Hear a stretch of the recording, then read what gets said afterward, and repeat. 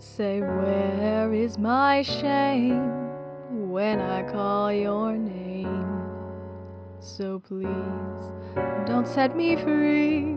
I'm as heavy as can be. I will do you harm. I will break my arm. I'm a victim of your charms. I want to be dead. When I'm in bed. I can be so mean. You can beat me. I would like to shame you. I would like to blame you. Just because of my love to you.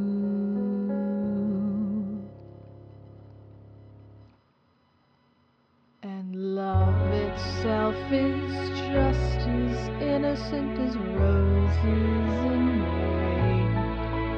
I know nothing can drive it away.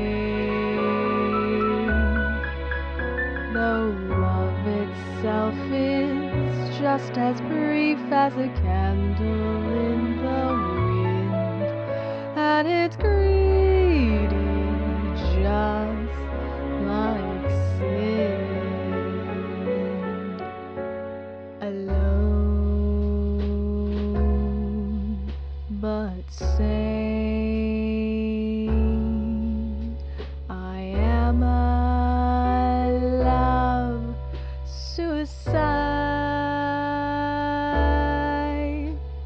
'Cause love itself is just as brief as a candle in the wind. It is pure white, just like sin.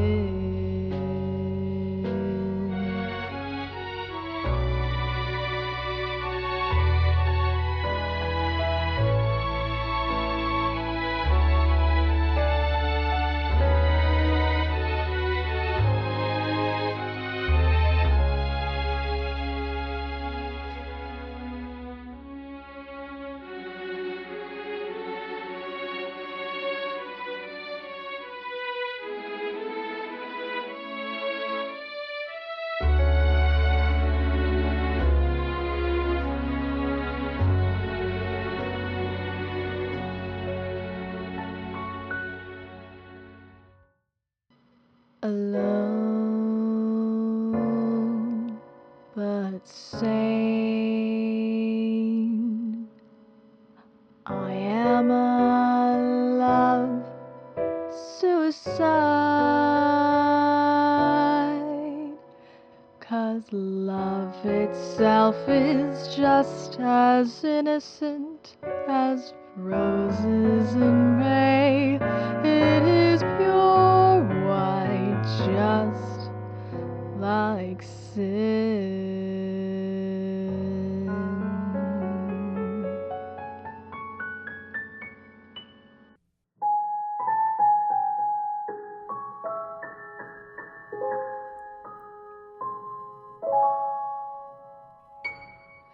Led through the mist by the milk light of moon, all that was lost is revealed.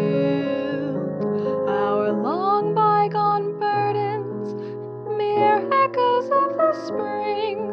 But where have we come, and where shall we end? If dreams can't come true, then why not pretend? How a gentle wind beckons through the leaves as autumn colors fall, dancing in a swirl of golden memories, the loveliest lies of all.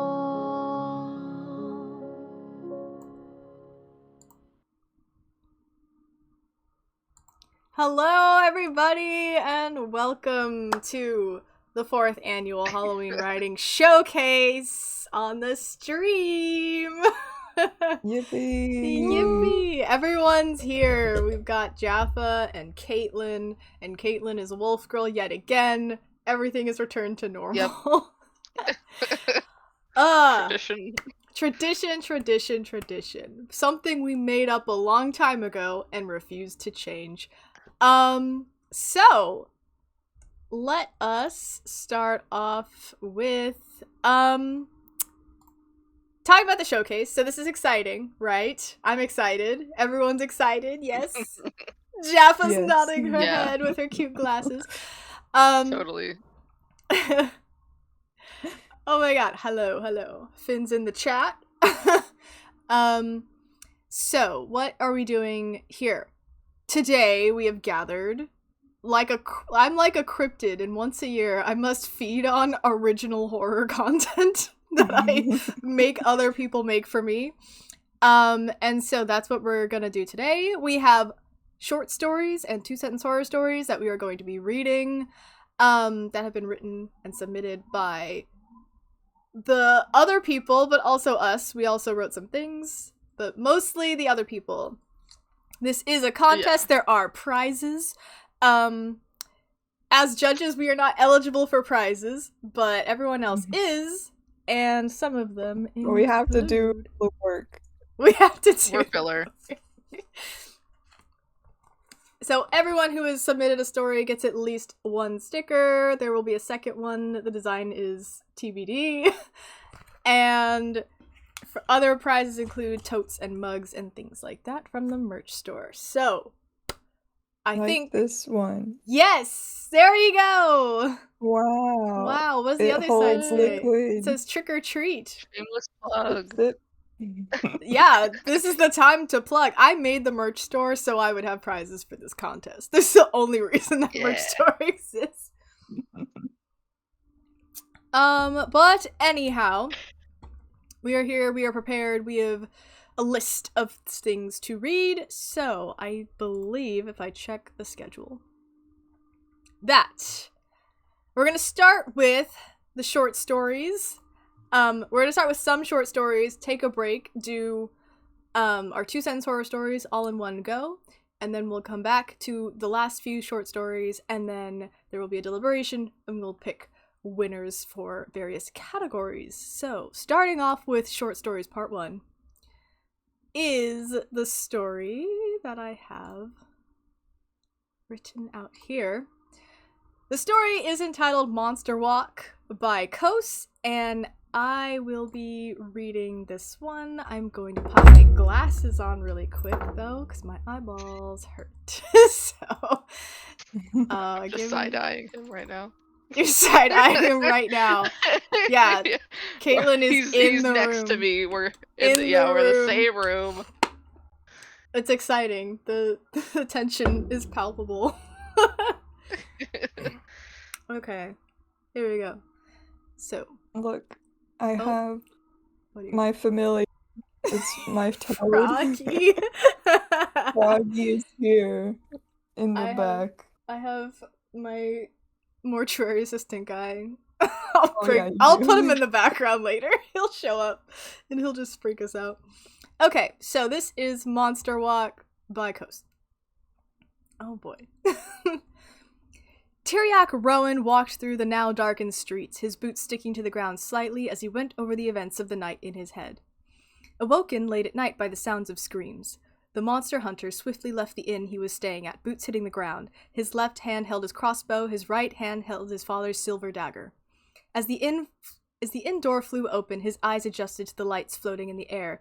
He saw a village under siege, monsters of all kinds, from vampires, mouths tinged red from a recent feast, to the werewolf, whose clothes hung in tattered strips around them, the gnolls feasting on the scraps at a table, the banshee floating down the street. With all these monsters, it was lucky he kept such a rigid routine at night to prevent being found. There was a scream, which sounded neither like banshee nor a harpy.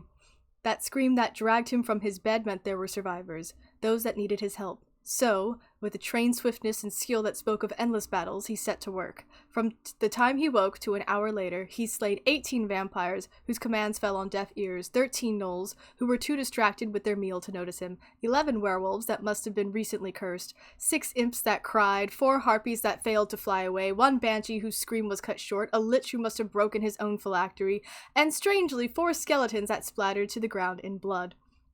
Still, he searched for the scream he heard, worried that he was too late. When he happened upon a witch, she tried to raise a hand to cast a spell on him, but right as she finished the spell, he fired a bolt from his crossbow. But too late did he realize the spell wasn't aimed at him. Much too late did he piece together how strange the seeming weakness of the monsters he fought tonight. And finally, as the illusion vanished and the village school teacher fell, he realized what day it was. The day of the monster walk. Staring down at his hands that slew a village of innocents, boots covered in blood, the monster began to walk. Oh my god. Yeah. It was just Halloween. It was Halloween! Turns out, Halloween is scary.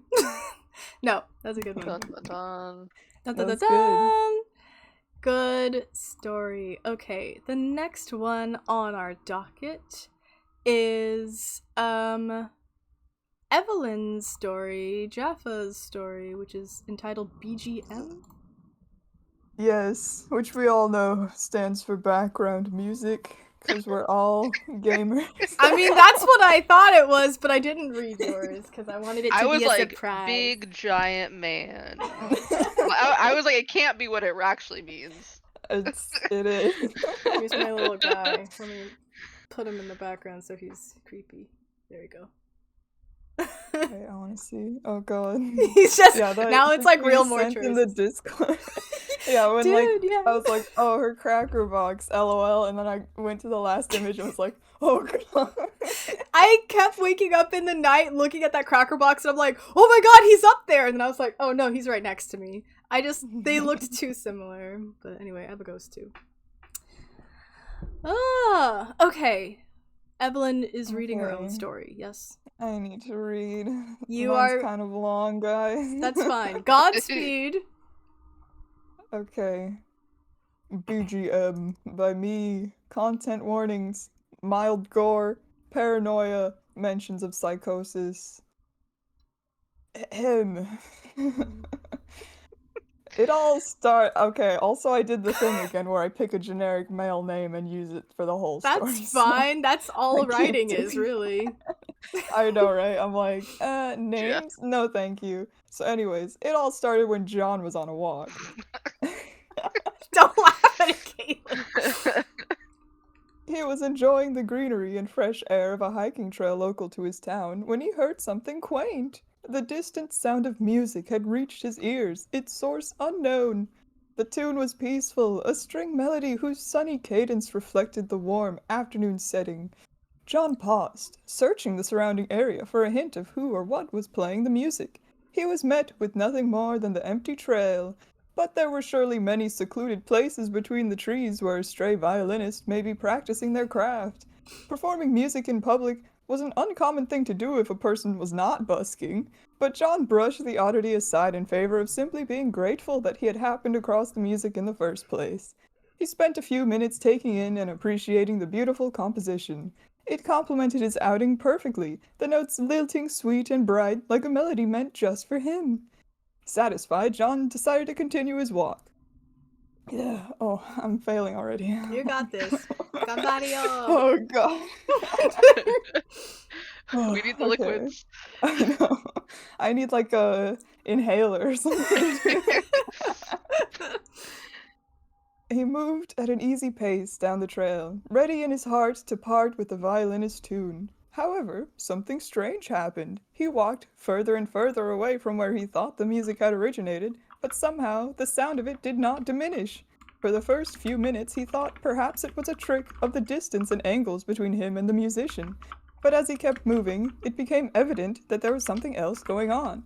John walked, stopping every so often to reassess the sound, but no matter how far he went or how long he stopped, the volume of the music did not change. The faint but ever-present tune was unwavering in following him down the trail.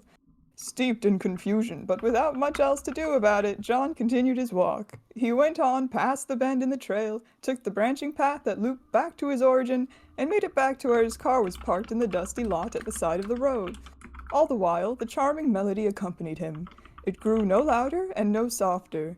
When he entered his vehicle and closed the door, the protection of the car did nothing to obstruct the sound of the music. It was as if the noise was not external at all, but was coming from within his very own head. John felt his stomach go weak at the thought. Was he going mad? He hadn't been experiencing any undue stress lately, and he certainly didn't feel like he had been on the brink of a mental breakdown. So why, then, was he suffering this sudden, melodious affliction? When the radio started up alongside the ignition, the music from the broadcast did nothing to counter the music in his head. He heard both, overlapped but separate. He tried increasing the volume of the radio, and found that he was able to somewhat drown out his mysterious tune, faint as it was. The music that blared from his car speaker was an old rock song that John did not care for, but it allowed him a brief reprieve from the concerns about his mental health. He spent the drive home like that, pretending he wasn't experiencing an odd, concerning, and unexplained musical phenomenon. Oh no, Gretel's starting to attack my legs because I'm talking too loud. Okay. I've retracted my legs. Good. Quick adjustment. Though he hesitated to power down the car when he finally arrived home, John managed to rally his spirits and face the issue at hand. He told himself the entire ordeal could very well be nothing more than a temporary affair, and that it might be forgotten as quickly as it had begun. Unfortunately, the mystery music was still waiting to greet him as soon as the overpowering volume of the radio was gone. It had never even truly left him, despite his prayers to the contrary. For the first few days, John tried to hide his affliction from his family. Each morning he woke, hoping the cloying notes would be gone from his ears, and yet each morning they were the first thing his waking mind registered. The instruments present in the music varied as well. At the beginning of each day it was a peaceful, gentle melody, a beautiful composition to accompany the rising of the early dawn sun. In the afternoon the song would become a fuller, vibrant symphony that spoke of all the potential the day held. As the days wound down to evenings, so too did the sounds of woodwinds and piano mellow out into a restful hum. The scores were objectively exquisite, but John could not appreciate their beauty, for the sound was a persistent reminder of his apparent fall from sanity. John was no composer, but he tried his best to search online for a match to any of his various melodies he was hearing. He spent hours poring through websites dedicated to the composition and discussion of classical music and all its technical intricacies. He learned musical scales and attempted to place the notes he was hearing onto their corresponding bars, and eventually managed to piece together some semblance of the music still haunting him. Unfortunately, he found no trace of the same melodies in the existing reserves of sheet music online. Similarities were there, of course, but nothing was a perfect match. The forum members he pleaded with could turn up no results for him either. Okay. You're doing a great job. I think I need to learn how to breathe properly. Yeah. We just think are it should out of be this practice hard. of speaking for a length of time with anyone. Right, well, because I'm working again, so I do talk to people, all day, but I guess... But not literal. Continuous Yeah, monologue. Yeah, endless words. I'm just not built In a physically for this. conversation, there's breaks when you listen to the other person. It's okay. Evelyn, we'll just do theater training for you. And I'll do musical theater training with you. I'm gonna be a stage mom. Stage mom the shit out of you. I know. Yeah, I auditioned once for a musical, never again. It was perhaps Terrible. one of the worst things I've ever experienced. I was there. I was I know. there when the magic was written. Okay. Continuing on. As time passed with no change in the presence of his music, John's odd hours spent obsessing over compositions and his subsequent dour moods could no longer go unnoticed by those closest to him. In between the busy pace of her own work schedule, his wife asked what was troubling him. John simply told her he was feeling unwell and informed her that he intended to make an appointment with a doctor. When she pressed for more information about what specifically was ailing him, John resisted answering. The exchange ended on an uneasy note. one that went unheard by John. All that filled his ears was the faint, pleasant call of his incorporeal musician. His friends likewise noticed John's sudden withdrawal from their usual nights out, and offered a few words of support once they learned of his low spirits. At the doctor's office, John nervously waited for his name to be called. Still unwilling to admit his problem was purely psychological, he had scheduled the appointment with his usual general practitioner, but in truth held little hope that any light could be shed on his affliction here. When the nurse led him to the examination room and the doctor arrived to ask for the purpose of his visit, John braced himself to become the subject of a skeptical look, the kind that he had been so desperately avoiding from his friends and family. Thankfully, the doctor retained their professional disposition and took in his strange story of a ghostly, unending music with only a slightly concerned quirk to their expression. The doctor performed a routine physical exam that produced no unusual results, then turned their focus to John's ears. They peered, poked, and prodded at the things, but found nothing out of the ordinary, much to John's disappointment. By all accounts, he was in perfect physical health, aside from his ongoing issues with blood pressure and cholesterol, that is. But those... I forgot. That's not funny, but like, what a detail. Alright, sorry, we're learning so much about John. I'm invested. But those had existed long before his present unexplainable predicament. After a series of questions regarding the music that John answered to the best of his ability, the doctor looked at him with apprehension and made the dreaded recommendation that John seek out a psychiatrist. Though he was reluctant to entertain the idea, he accepted the doctor's offer to write him a referral to a local specialist. When he returned home, he was met with questions from his wife regarding his appointment. The peaceful music he was hearing made an unfitting background for her anxious energy. John only told her there was no progress with the doctor and that he was going to see a specialist instead. Again, he refused her attempts to better understand his secret struggle. She cited concerns about his well-being and the fact that he had been ignoring his freelance work for a number of days now. But John could not bring himself to reveal his insanity to the woman he loved. What would she think of him if she knew he was losing his mind for no apparent reason? That all the years of affection and effort they went through to build a life together was now jeopardized by something so inexplicably mundane but undeniably abnormal. The argument that followed ended without resolution, as before. John found himself cursing the music that continued ever so softly in his head. This newfound strife in his personal relationship was all the fault of the unwelcome symphony, and he lamented the loss of all the days he had spent in normalcy up until this point.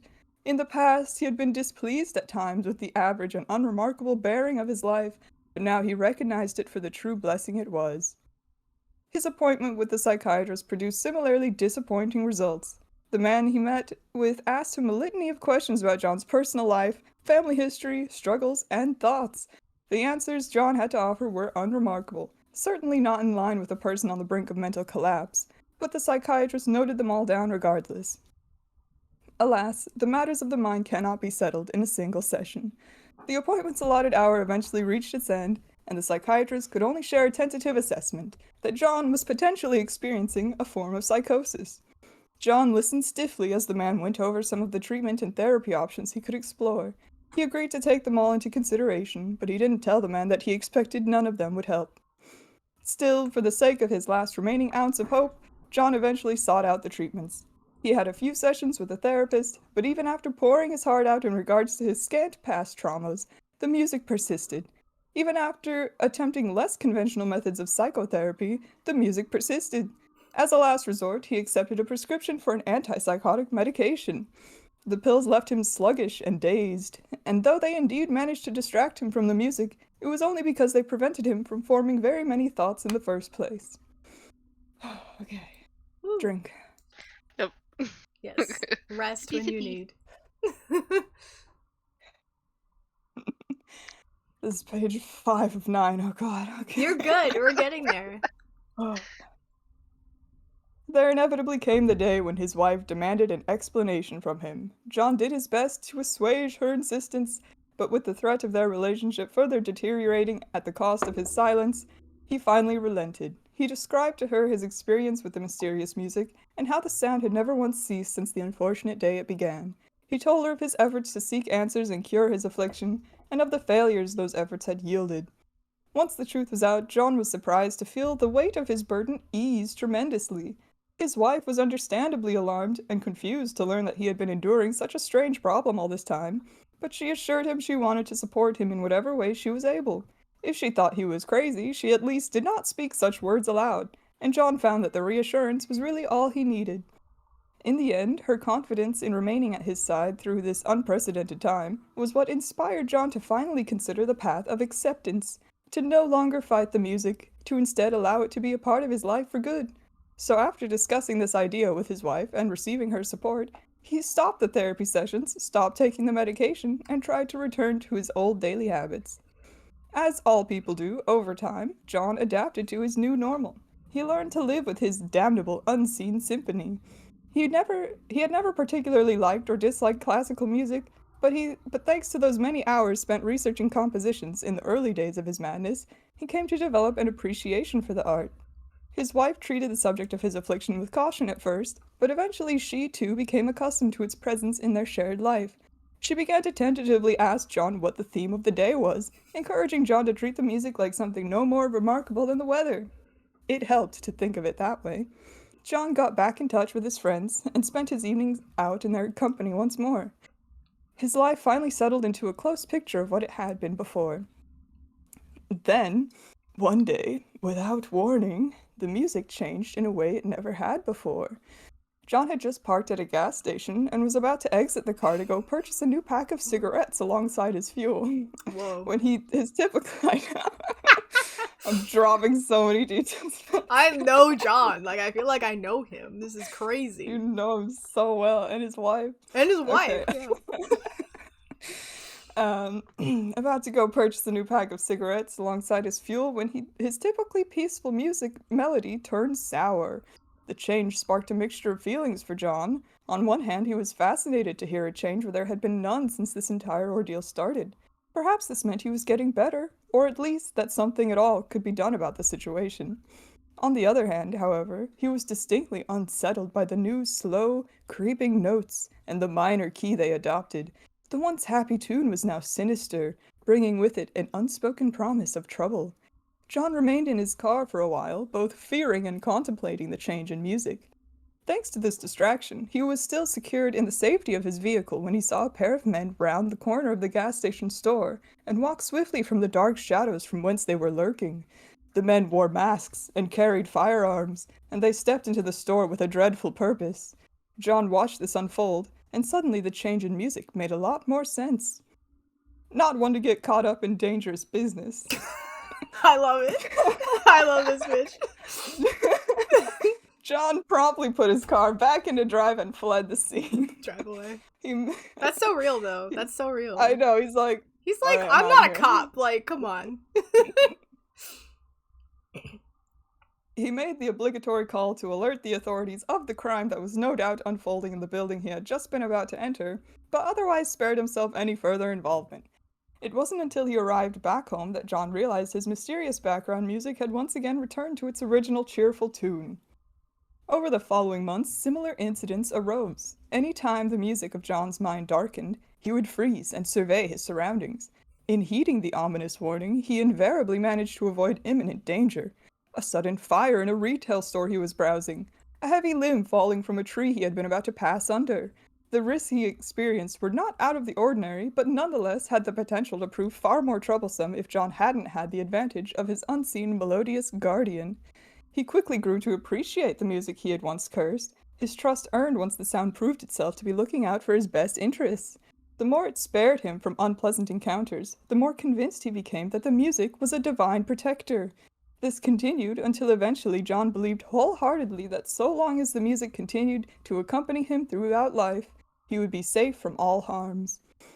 Sometime later, John was enjoying a relaxing evening walk when the music began a new warning. Heeding the call, he stopped in his tracks and cast a careful gaze over the world around him. Houses lined the street, but no one was in sight, and no cars were passing by on the road. Where might the danger lay? He waited and watched, but nothing immediately noticeable came to his attention. But just because he couldn't see the threat didn't mean it wasn't still there, waiting to alter or end his life. John quickly started moving, fleeing the area with a heart that raced faster than the swift tempo of his background music. He got farther and farther down the street, and still the warning persisted. Perhaps the entire neighborhood was compromised, or perhaps whatever it was that had caused the music to sour was following close behind, unseen. Feeling more vulnerable than ever, John broke into a sprint and kept running until finally he reached his home.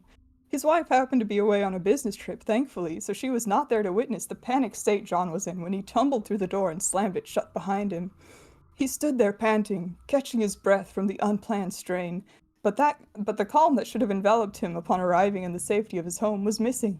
It was because the foreboding music was still playing.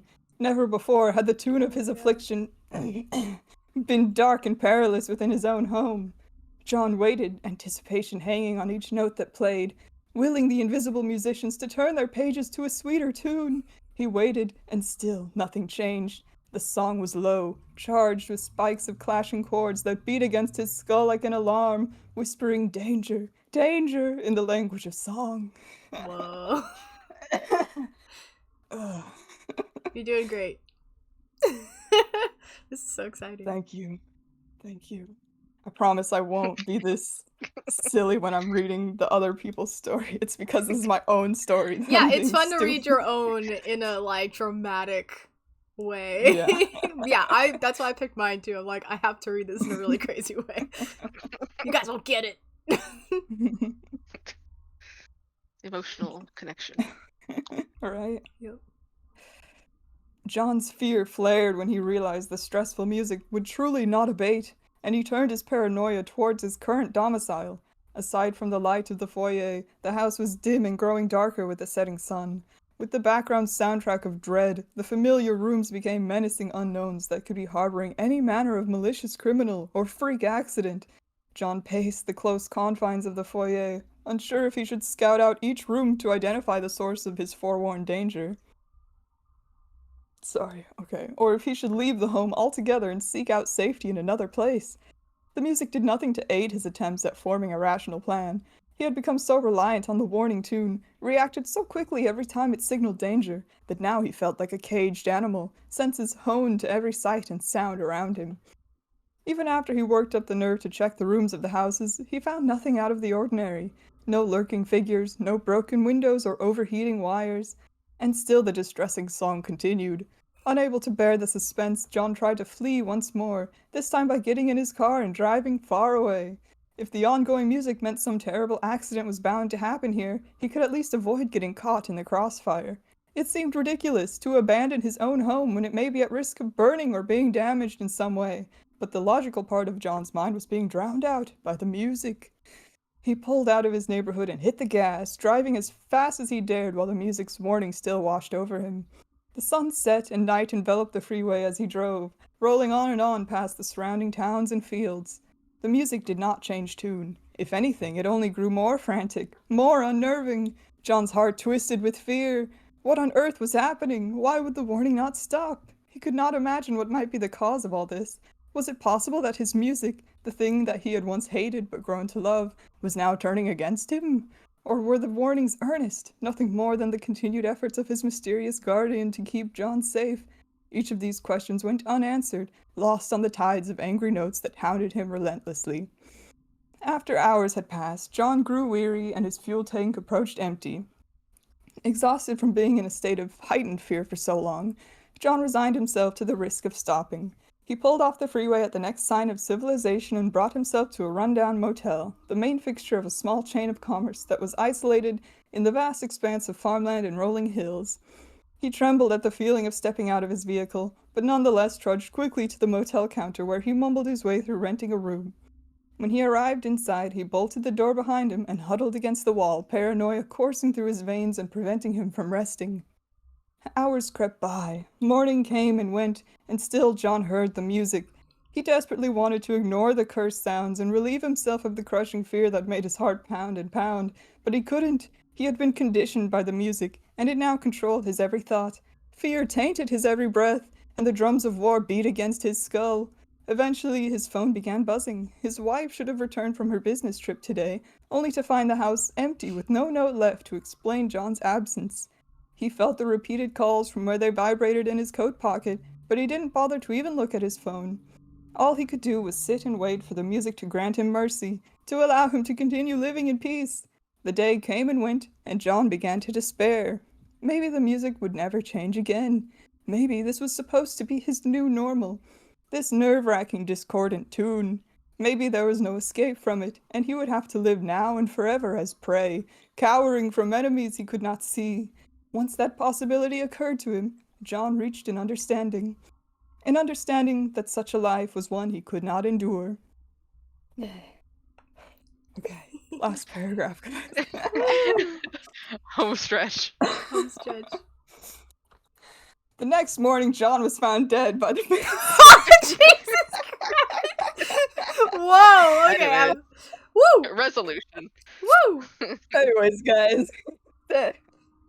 Okay. Sorry, the next he was morning, found John dead. was found dead by the maid service. The state of his corpse was shocking and had the police scratching their heads in confusion. John lay slumped in the corner. Congealed blood soaked his clothes and pooled on the floor around him. The source of the blood were the twin holes that had been gouged into his head, where his ears used to be. Each ear had been crudely destroyed, the eardrums ruptured and sliced to a pulp. The stained pocket knife used for the deed was still clasped loosely in John's cold hand, evidence of the mutilation being self-inflicted. While the injuries were gory, the damage had not reached the brain, and the amount of blood John had lost didn't necessarily seem like it was something that could cause the swift death that his expression of frozen terror implied. It wasn't until later, after a coroner had examined John's body, that the true reason for his death was determined.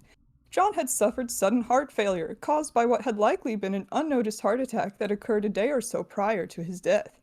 What no one had an explanation for was why John had driven so far from his place of residence, why he had ignored all attempts at communication from his family that night, and why he had mutilated himself so terribly before dying. The end! Whoa! That's crazy! When the aggro when you're like, why is there battle music? Why is there battle music? Exactly. Wait, no, why is there battle music though? But IRL. That's crazy! I love that. Also, my horror story is actually crazy similar to yours. Really? Is it also about battle music? It's not about battle music. It's just there's a lot of elements that I'm like, wow, yet again, we were on the same idea. Sharing the brain. Yeah, that's pretty funny. Wow. It's like different, but very similar. I love it. That was great.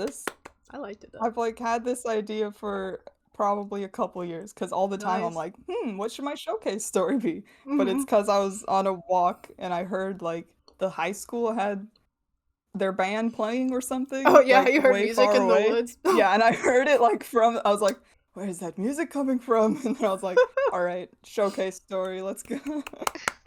I love it. That's good.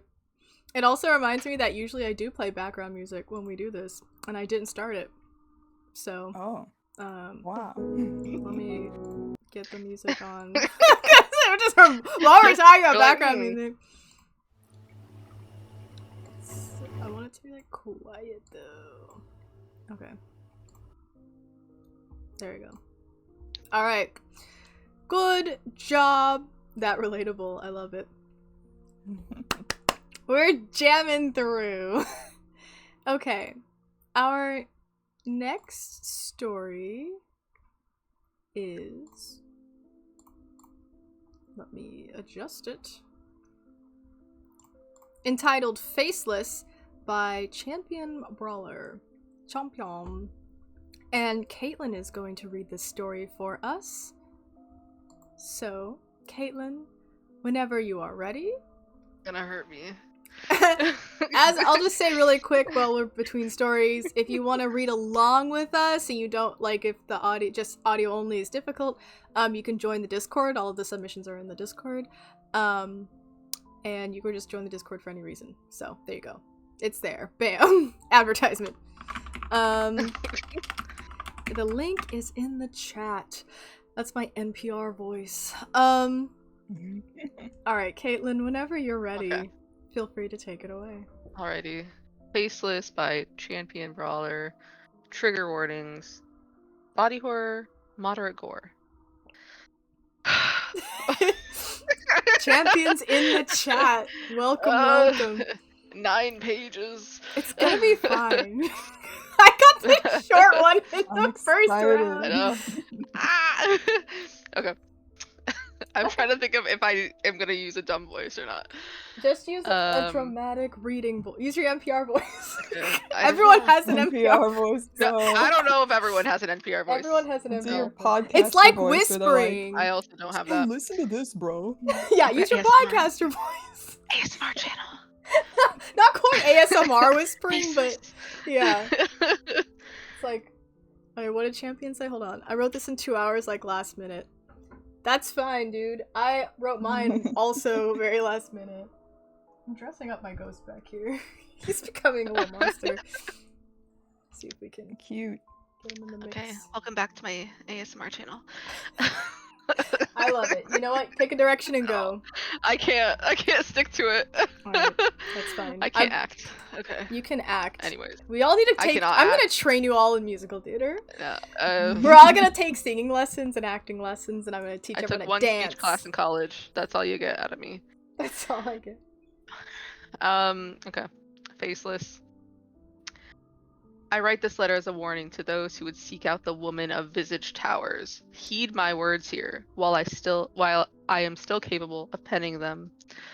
I, like others, came to this town to learn of the myths of the Faceless, a supposed cryptid in the house on the hill, the source of which these mysterious accidents occurred, wherein the creature would wander out in the night searching for blood.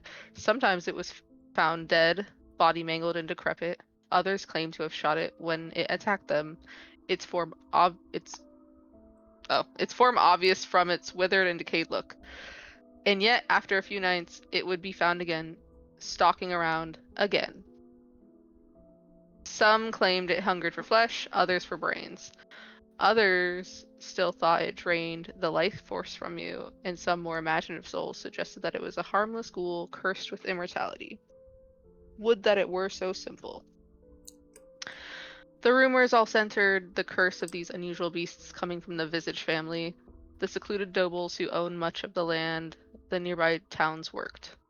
It was a simple trade-off. From what my interviews told me, they send a small portion of their work as taxes, and they hire contractors to keep the valley in check. Roads, lights, nothing much else out of the ordinary. The mansion on the hill which they lived was kept in decent repair for how little they interacted with the outside world. Its facade held a Gothic bend with stylized ledges and gargoyles gazing down over 20-foot tall windows. Its floor and second story both more elegant than anything in town, and not nearly reaching the majesty of older chateaus like Versailles. Townsfolk had avoided it for two reasons. One was as simple as it was practical. We don't bother with them, they don't bother us. The other was as obvious as my reporting had intended to figure out. The superstitions weren't worth the effort. Sip. When I knocked upon the manor's brilliant black wood doors, I was promptly greeted by the strangest of sights, a butler with a masquerade mask. That of a jester that covered his face with squinting eyes and exaggerated smile. "Can I help you, sir?" the man asked with a deep voice. "Can I help you, sir?" Yes, I love it. His chin noticeably shifting behind what I now recognized as porcelain. "Yes, sir," I replied. Frankly, I'm a reporter. I'd like to hear what you and your master think of the infamous Faceless that stalk the land. "Oh, yes." I cannot do that. No, it's good. I believe in Everyone's it. gonna have the same voice. You're just gonna have to That's imagine. fine. That's a lot of audiobook people do that. This is a style. I'm not a voice actor. No, Oh yes, he not sagely. No, I'm gonna be one of those voice actors that's it's always just my voice. yeah, just There's H. John nothing- Benjamin, where you're like, this is Yeah. how I talk, and this is how I talk. I don't change it. Mhm. Yep. It is a shame that those who believe the stories hold it so closely to heart. Please step inside. He bowed and motioned with his arm, his sweeping motion opening the door to the mansion for me to see more clearly. The foyer was as spacious as a ballroom, black and white tiles spreading across the floor, leading to a marble staircase that split at a landing to the left and right to the upstairs rooms. The far walls held intricately woven tapestries of red and gold, faded over the years, while the left and right wings of the house were open and shining with candlelight from the chandeliers. The walls between the doorways held magnificent art pieces, though their exact names and the people within them elude me. It wouldn't matter much anyways. Nobody within the house seemed to appreciate them, and I can honestly say I don't much either anymore, or rather, can't. Please make yourself comfortable, the butler echoed from behind the mask. I will alert the staff to not disturb you while you are here. I shall send for some refreshments while you are here. Now that I was inside, I noticed some more oddities about this man. Firstly, he walked with a limp, though that admittedly wasn't the most obvious problem. Ableist. The greater strangeness was that the fine suit he wore as his uniform sagged around his body. I had seen men grow more fit and no longer look good in the suits they had before, but the way this one was tailored suggested that he was at an unhealthily low weight. My mind raced with confusion as I walked into the next room, uncertain if the master of the house was mistreating the poor man or if he had a condition I was ignorant of. So preoccupied was I that it took a minute before I could appreciate the room I had entered, a sitting room straight out of a museum. The sofas and ottoman had similarly colored rose patterns with a yellow background, their wooden legs expertly carved by carpenters from centuries past. These rested upon a rug flattened through the years by hundreds, if not thousands of feet, its interlocking pattern of yellow, red, and blue clashing just enough with the furniture and wooden floors to fit strangely well. It was during this time of finally appreciating the mansion's historic atmosphere that another servant approached, announced by steady clattering. This was a maid with a black dress and white apron, as one associated with most maids, and equally as strangely bearing a porcelain mask of her own. This one was daintier and less extravagant than the butler's, a simple and smooth doll's face that completely covered her. She bore a platter with tea and biscuits, which rattled in her hands that trembled from the weight. Her clothing allowed me to see her emaciation better than the butler. Her legs and arms skin tight against her skeleton. When she turned to walk away, she kept her hands in front of her as though embarrassed, so I called out to her. "Thank you, miss." She paused at the door to what I assumed was going to the kitchen, and she turned, staring at me. I couldn't explain the sensation I had in the moment. In retrospect, I imagine it was pity, but with the surrealness of the moment and the eyes hidden behind the mask, I couldn't pin it at that time. Perhaps if I had. The door was open and shut in a second, her frail form slipping in hurriedly while I moved to the proffered beverage. I decided not to go with the biscuits, as they seemed stale beyond what I would safely recommend. But the tea water was hot in the tea bag, though unmarked, tasted fine enough after it had been steeped long enough. My investigative mind was only given a bit of time to ruminate over the situation that had been presented to me thus far, as the butler returned in motion to the staircase. "The master will see you now," he offered quietly. There was a strange finality in the way he spoke that I didn't realize at first. Yet I think deep down I knew I was walking towards my demise when I ascended the staircase, taking the left path towards where two more maids were stationed, both again with similar porcelain masks and hunger-starved bodies, who opened a double door to a bedroom lit with orange flames. A crackling fire in the embedded stone fireplace cast uneven light into the surprisingly dark room. The tall windows opened to the outside, which was dark from the cloudy night sky. The rural landscape offered no lamplight to shine upwards at the overcast evening, leaving only a land of near-perfect darkness for the figure by the forming embers to be silhouetted against. Their frame was bent over in a wheelchair, their body covered in a blanket and trembling slightly near the handrest. Their thinning head of hair had only a few strands of black dangling from it, pasted to the back of their head with a veil that covered their face. "A guest?" A voice I decided was elderly female whispered from the fireside. After one of the maids nodded, she lifted her hand under her blanket, beckoning me to join her at the fireside. The gentle warmth it caressed my body was nothing to the odd sense of foreboding I had beginning the talk with this assuredly unusual landowner. "Welcome," she rasped, her voice breathy as a fatigued marathon runner. "To what do we owe the pleasure of a visitor such as yourself?" "Well," I started slowly, sitting down upon the ottoman closest to the fire, "I'd hoped to hear from you your thoughts about these, Faceless." Ah, she breathed, a pop from the fire masking a faint hiss in the exhalation. If you wish to know about them? Yes, I responded hesitantly. If you don't mind. There have been strange reports about them being discovered in and around your lands, and the stories are unlike anything I've heard before. And frankly, all these stories seem to be different, so I was hoping you might be able to give your take on it, I suppose. The silence was interrupted by the gentle crackle and pop in the fireplace. It was only now that I noticed she had a maid stationed at the back of her wheelchair. Her black dress in silence had disguised her quite effectively in the darkness. They are cursed, she finally admitted, creatures of the night who ought to be cleansed from the world. But what are they? I repeated insistently. Are they people? She interrupts with her scratchy hiss. No less than I. Silence follows this half response, so I press on with the next logical question. But how? Most reports say they don't have faces. No eyes, ears, nose. So how did they get to be like that? Stolen, she answered slowly. Well, okay. Stolen. She answered slowly, the S stretched out by her strange method of talking. As I opened my mouth to make her elaborate, she continued, by another creature, just like her. Dun dun dun. So, another thing without a face stole their face? I thought about this for a moment before asking, why? Hunger. The haggardly woman hissed. They seek what they do not have, they consume it, and pass on their curse to the next, and they remain hungry, always needing more.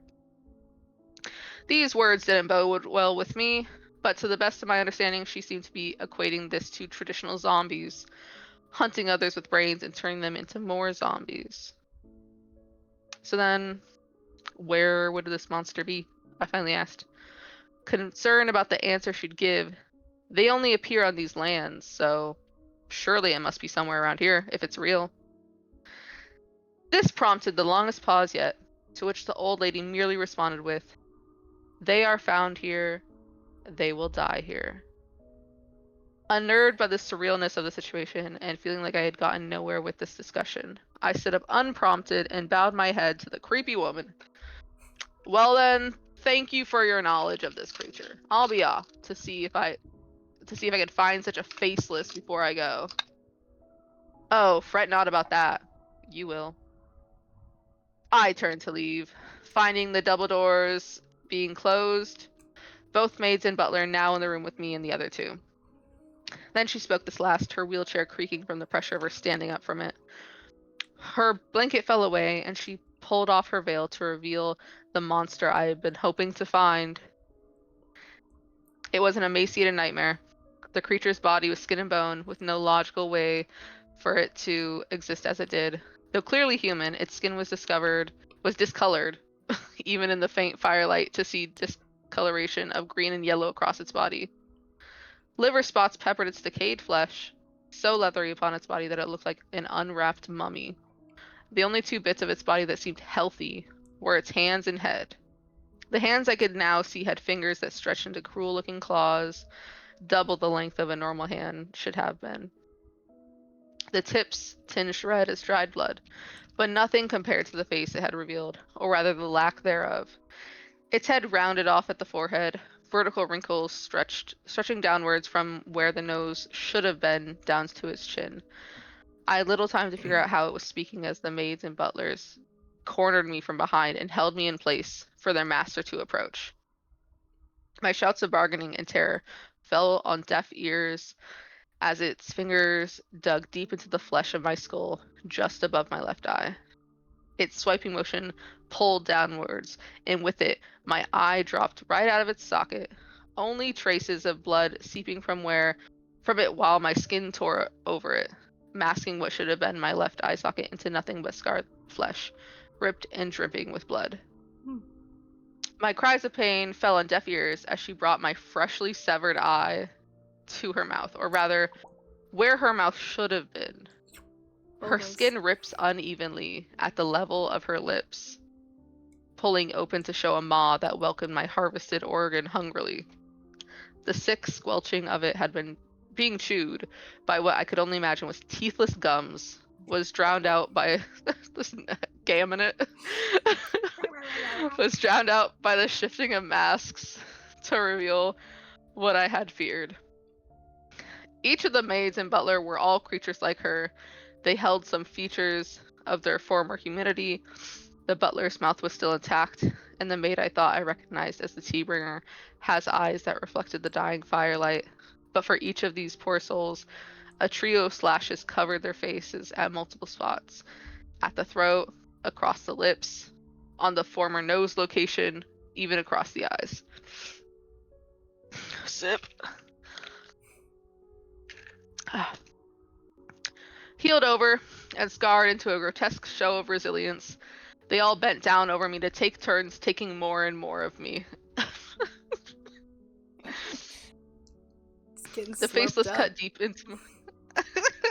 He's not gonna have anything left. They're just divvying it up. Yeah, they're like, I got dibs on the mouth. Yeah. The Faceless cut deep into my throat, silencing my ability to speak. Another snipped off my tongue. How? Okay, whatever. With their claws. How are they ripping eyeballs out? Don't think about it. Yeah. Like, they got little scissors. My sense of taste vanished in an instant.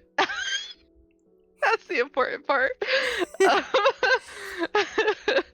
My sense of taste vanished in an instant as my mouth suddenly felt full and inert, as though a thick, impenetrable glob of peanut butter now pinned down my tongue and half of my oral cavity. For each of these claims on my being, they brought the object up to where their mouth should have been and ripped it open much like their master had, placing in them pieces of me that would be forever lost.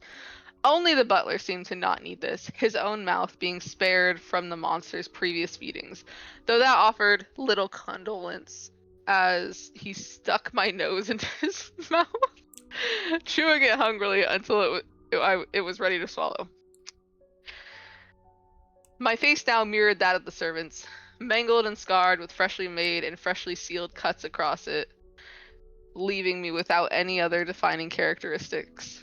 A face with no ears, only one eye, no nose, no mouth, no tongue, even if there were one, and even no voice box, as one had made a cut like beheading me and extricated my larynx and popped it in her ripped open mouth without a second thought. When the master's hand descended towards my other eye, I moved quickly to survive. With the servants distracted by their own parts of my face, I tore away and bolted for the door, fumbling with the door handle that had an ancient ivory knob, which was difficult to turn. The butler reached my arm just as I was pulling it open, his hand taking a piece of me with him as my right arm fell limp from the lack of strength, my muscle mass claimed by the Faceless butler. None of the other creatures caught up with me. I raced down the staircase, silently screaming as my body couldn't allow, and escaping into the dark night. I write this now as a cautionary tale to those seeking the stories of Visage Manor. The creatures within are insatiable. They are perhaps killable, but I cannot know. They will take what you hold dear and leave you nothing but an empty husk, face scarred and featureless as a generic hero. I don't know about that, but okay. I write this now He's a as hero of investigative journalism. Yeah, investigative journalism hero. A regular Clark the faceless Kent. hero, but has an eye. Yeah, faceless. There's faceless eye. in writing. The written word. I write the. It's fine. I'm not gonna explain it. I know. I know. They just usually have no face at all. He has an eye. That's my joke. I write this now as if the incident is behind me, but far from it. My hunger grows. My fingers have sharpened into lethal claws. I have pierced my keys many times trying to write this slowly. Are you on a computer? Oh. A phone? I thought it was by hand, but yeah, keys on a keyboard. Yeah, I assumed handwritten. Medical science is only capable of so much as a different need has taken root. I stare at my sleeping wife, Oh. Whoa, You went wife back home drop. like that? Wife drop. Yeah. You went back home like that. Yeah, Oh, what are you okay. gonna, like, leave your wife? Like, don't you love He your shows wife? up with Yeah. one eye, and his wife is Yeah. like, Yeah, You she's don't like, have a face anymore. you can show up with one eye, go back home. I stare at my sleeping wife and hear my young son's cries in the crib in the other room. Dark thoughts enter my mind as I stare at my sweet love. Her eyes would be reflecting the moonlight were they awake. Her lips have spoken sweet honey to my deadened ears, echoing the love she still has for me. Her cute little nose wrinkles slightly in the night as her dreams tease her. My face has ripped slightly where my mouth once was, as the thoughts that now plague my mind. The painful tearing of my skin telling me to sate my hunger. Her delicious face, sitting there, begging me to take a piece. Perhaps she won't notice if a nibble or two is gone. The options are to die of hunger or feed the monster I've become. As I finish typing this, I pray that I am found before this is. no, his beautiful wife. Yeah, damn. R.I.P. wife. I R.I.P. think her she face. noticed. She'll Just she'll say it. she'll be Yeah, alive. she'll She just be won't like- have a face. Yeah. It's like, what if I just take like an ear or something?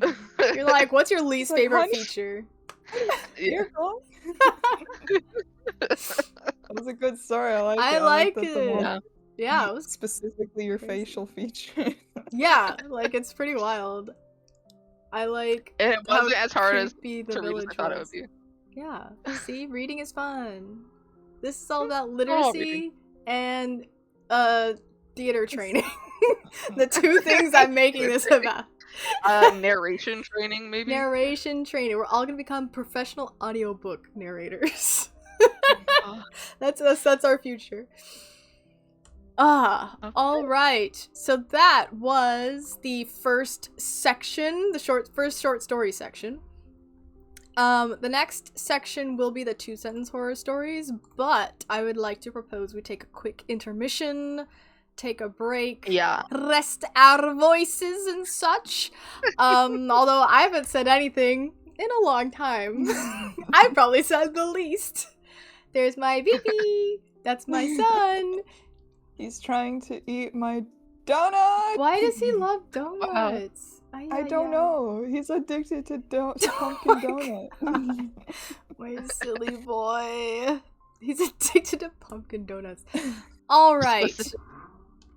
We will pop the hold music on, and we will be back in but a moment to read the second part, 2-sentence horror stories, and those are gonna be like quick. And then we go back to short stories. Okay, here we go.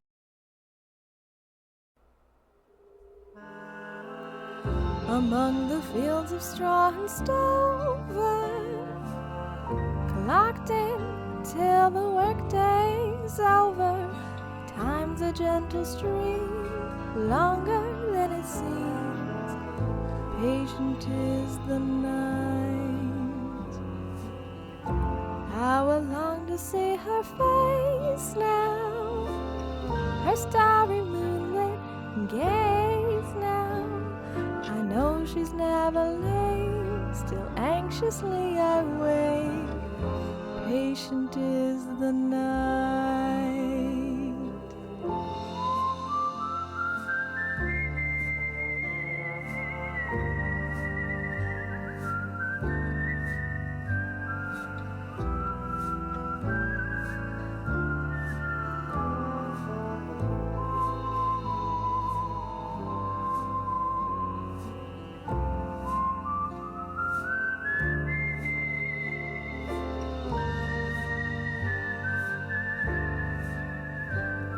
I know she's never late, still anxiously I wait.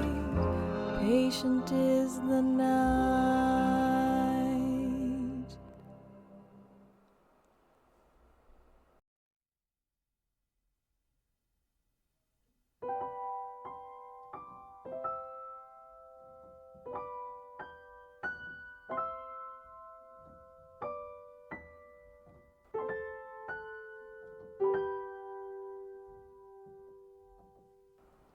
One is a bird, two are the trees, three is the wind in the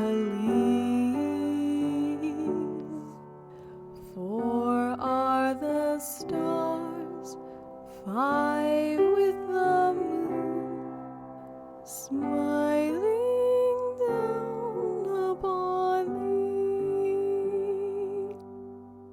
Six are the fish, seven the reeds, brushing the soft-bellied breeze. Eight are the roots, firm in the ground, deep as my love is for thee.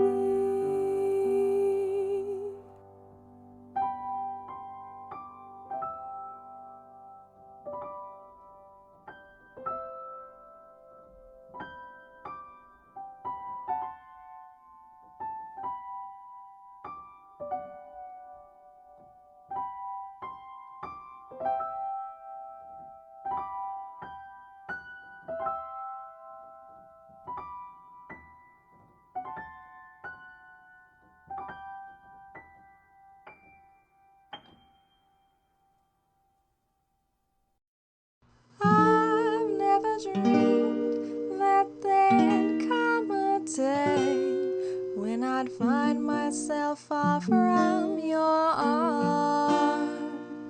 Now that I am, I can hardly stand not to be near your sweet southern charms. Send me a peach from old Georgia, down where the Savannah flows.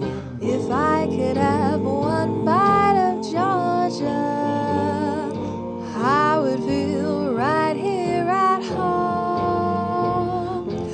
I miss the shady old lanes there, walking with you by my side. Just send me one peach from Georgia, just so I know you'll be mine. I hope that you won't forget me before my road leads back to you. Though the winter may bring the whole world to its knees, the spring shall return with its fruit. The wind here is ready for winter. It seems to turn everything blue. So just send me one little peach, just a sweet sunny piece of you. All right, welcome back to the podcast. Just kidding. The Halloween Writing Showcase, the 4th annual, in fact. So we have finished reading Faceless and now are about to read our 2-sentence horror stories. Now, friends, do you have the 2-sentence horror stories available to you? Can you read them? Yes. Okay. And do you see that the order we're gonna read is me, Evelyn, and Caitlin? And we'll just go through it that way. Okay. Cool. Alright. Starting with the first 2-sentence horror story, entitled A Simple Adjustment, written by Kos. There is no content warning for this one. Snap, crack, snap. The chiropractor is the only place Lily can get pain relief. Snap, snap, crunch. Now Lily will never feel pain again. Were all the people scared of chiropractors? Oh, that's me. I'm afraid of chiropractors. Yeah. I don't like it. Alright, Evelyn. Okay. Title: A Loss of Ivory by L. Content warning: none. To bite down on something sweet, to pull the flesh from toughened meat, expected resistance, trusted feet, and yet, alas, all is not well. Tooth by tooth, your smile fell. Bum bum Yay, bum. bum bum bum. Where's I the like stupid... the rhyme. I like it when it rhymes. Rhyming is Where's I the really little- hate that I have to say my own emo accounting effect. nonsense. That's not scary at all. You I know, just hate accrued expenses. That's fine. I don't. We're all rooting for the literary expression. All right. Title: Accrued Pain by me. Oh. Extra cringe because I have to say it. When your annual insurance policy is effective in a prior period to payment, you must accrue, auto reverse, and book voucher. But now you must amortize your prepaid. I don't know what that means. It's just me being mad at accounting things. I just hate accrued expenses. You know, And they usually flow into prepaids. Well- It's really dumb. I love it. It's full of words I don't understand. Only accountants will get it. Oh, that's for the accountants out there. All you accountants in the All the audience. accountants in the Yeah. audience. Okay. Next one is entitled Family Secrets, written by Finn. When I was little, I had an imaginary friend who would whisper a story to me every night about how her brother hit her a little too hard during an argument and then just left her in the woods. I thought about telling my dad about her until I found her picture in one of his old albums, photo albums. Ghosts. He killed her. Okay, this one's mine. Woohoo! Title: We're Still Here by me. Warnings: none. After I died, I found myself awake in my coffin. It was then that I understood why the surface where I once lived was so lacking in ghosts. We're all trapped down here, buried under your feet and unable to escape the tidy prisons you prepared for us. Dun, Ba-ba-bum. dun, dun. The earth is full of ghosts. The earth is full of ghosts. Space is haunted. Alrighty. Title: Stolen by ChanpionBrawler. Content warning: none. She wasn't scared that she wouldn't see her family again. She was terrified that they wouldn't realize she wasn't in control until it was too late. Ba-ba-bum. Bro.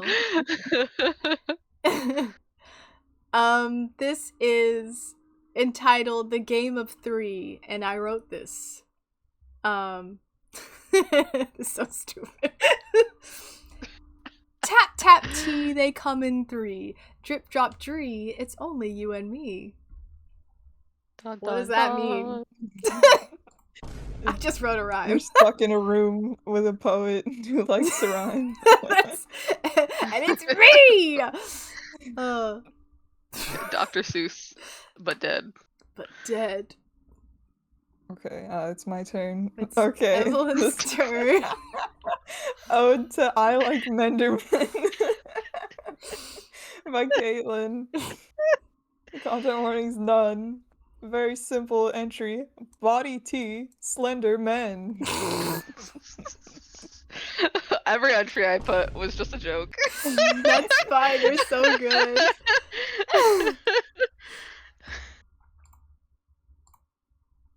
Alright, Caitlin. Oh, I forgot. take It's us. me. Yeah, it's okay. Title: Sticks. Author: L. Content warning: none. Rushing waters, pulling deep. I cannot breach, and I cannot scream. Damn. Classic river death. Rivers One are by scary. Alright, and the final two-sentence horror story in our collection Inspired is by L. inspired by me, entitled Ants, written by Caitlin. Gummy cluster falls, antennae sense. Swarm. That's it. That's all Or it is. sorry if you're a gummy worm. No, a nerd's gummy Nerds cluster. gummy Oh my God. cluster specifically because I Oh, dropped it's terrifying. nerds gummy cluster I on dropped stream. my snack, and now they're Yeah. eating it. I do have a fear of ants, so it's. I mean, ants extra are funny freaky for as me. shit. Let's be honest Yeah. and truthful. Well, I have a fear of swarming ants specifically. Like Yeah, an that's ant, I'd be worse. like, eh. Yeah, no, but ants are like zombies. Like they're worse in groups. Like, Yeah. all right. Okay. So, back to my schedule. That was the 2-sentence horror stories. We are now moving on to the second session of short stories, which is Hooray. somewhere. Where are my notes? Here we go. So, the next one is entitled When Daddy Come Knocking, written by Finley. And it will be read Yes. by I'll Jaffa. be reading it. The least capable of breathing person on the stream. You need You're a reading- practice. You need the practice. If I practice once a year, I will be good at it in like 50 Are you telling me days. we need to hold more writing showcases? Once every quarter? God, that'd be Quarterly? so Yeah. many. Quarterly. Yeah. Quarterly Alright, let me writing get my showcases. pages together. Okay, let's go. When Daddy Comes Knocking. Trigger warnings, mentions of domestic and child abuse, and guns. America, yeehaw. Baby. Baby, won't you please open the door for me? I crouched under the stairs, clutching onto my daddy's old shotgun as he pounded repeatedly on the locked storm door. The sound of his begging and knocking was almost drowned out by the pounding sound of my heartbeat, but I was aware that he was there all the same. My sweating palms made the barrel feel slippery. I knew what I needed to do. I knew he wouldn't go away until I acted, just like he refused to leave me alone for the past 6 nights. It didn't make it any easier, though. And then we have a little paragraph separator. I don't know how to verbally indicate that, so changing perspective, like changing tones. Growing up, Mama did her best to protect me. Whenever she heard Daddy coming up to the porch steps late at night when she knew he'd been drinking, she'd make sure to hurry me up the stairs, reminding me in a cheerful voice to make sure I tucked the quilt tighter around my ears so I wouldn't have to hear. But the doors were thin and the walls even thinner, and a quilt didn't do too good to muffle the sound of shouting. I heard more than a few words on those nights I knew I ought not to repeat, and then I heard many even worse things that I wished I could forget. Then, when Daddy finally passed out, I would hear Mama crying in the hallway, pretending to be asleep already in case she decided to come in to check on me. Sometimes I would cry too, until I really did fall asleep. One night, when I was 10, Mama finally had enough. When she snuck into my room, the moon shining bright through my window behind her, I could see the puffiness around her eye that would surely form into a bruise by morning. She knelt down beside me and kissed my hair, and I wasn't sure whether it was better to tell her I was awake or let her think I was sleeping still. She whispered in my ear that she had to go away for a while, and she wished with all her heart she could take me with her, but that she didn't know just where she was going just yet. She promised, though, that she would come back for me as soon as she could, and then we would have a house all to our own where we could have chicken fingers and mac and cheese for dinner every night, and heaping bowls of ice cream for dessert, and no one would ever hurt us again. Once she left the room, I got out of bed and I prayed that she would come back again very soon, because I was scared and I didn't know how I would live without her. And then I prayed that Daddy would leave on one of his long drinking trips so that I would at least be able to wait alone. The next morning, the house was empty. I thought my prayers were answered, until Daddy came slinking in the door at lunchtime. He didn't look at me, just walked right by me towards the stairs, mumbling that I was responsible for getting dinner ready now. A week later, they found Mama in the drain ditch. The sheriff called it an accident, but I had an inkling it wasn't true. All I could think about at the time, though, was how much I wished I had rolled over and told her I loved her one last time before she left. After that, I became the woman of the house. I had to do all the cooking and cleaning while Daddy was away, and I always had to make sure I had a hot meal ready when he got home. He wasn't home very much, but when he was, he wanted everything done correctly. If it wasn't done correctly, then he made double sure I wouldn't forget about it next time. I got real good, real fast at cleaning up after myself as soon as I got done doing something, and learning how to hide the parts of the casseroles I had already eaten before I reheated it. Sometimes Daddy would bring ladies home. Pretty ladies with big hair who smelled like cigarettes and the department store fragrance counter. The pretty ladies were always nice to me, but Daddy told me I wasn't allowed to talk to any of them. He said they were just trying to be polite, but that I would just get on their nerves if I bothered them too much. And besides, spending too much time talking to his lady friends would just distract me from my chores. Sometimes, even when I tried not to talk to the ladies, I punched my microphone. Okay, I didn't pick it up. No, it's all good. We love a good Sometimes. microphone punch. I know. It's just so punchable. Yeah. Even when I tried to not talk to the ladies still kept trying to talk to me, which was one of the ways I could tell Daddy was lying to me again. I didn't want him getting mad at me, though, so I would just smile politely like I was taught to smile at the people at church when Granny used to bring me. And then I'd tell him I was busy, but I hoped they were staying for dinner. I'm becoming more southern. That's fine. It's like a dialect. This story's got southern vibes. It's got a twang to it. Yeah. But that I hoped they were staying for dinner, and that my daddy was being a proper gentleman. Then they would laugh, and some of them would leave, and some of them would stay and keep talking to me anyway. Keep talking at me anyway. But either way, I didn't mind. It made me happy to have them talking at me, even if Daddy didn't like me talking back to them. And whenever they were around, Daddy was nicer too. It's intentional. Okay, good. Yeehaw. Yeehaw! Just lean into your American accent that we don't have because we're from California. My natural Southern American accent that everyone has. All Americans have a Southern accent inside. Sorry, I knocked this out. Okay, I can hear again. When Daddy had a lady friend coming over, he would not drink so much and would spend all day with his lady instead. And then he'd just go to bed without saying much to me except maybe to let me know that if his lady friend had a meal she preferred, he wanted me to make that if his lady friend had a meal she preferred that he wanted me to make for dinner the next time she was over. I didn't like when Daddy stopped talking to one of his lady friends, though. Sometimes they would have a big fight at the house, and I would hide in my room just the way I used to when he would fight with Mama. Other times, they just stopped coming over without any warning, though Daddy always got real angry about it. The first time it happened, I asked Daddy when his lady friend was coming over again, so that I knew when to buy her favorite food again.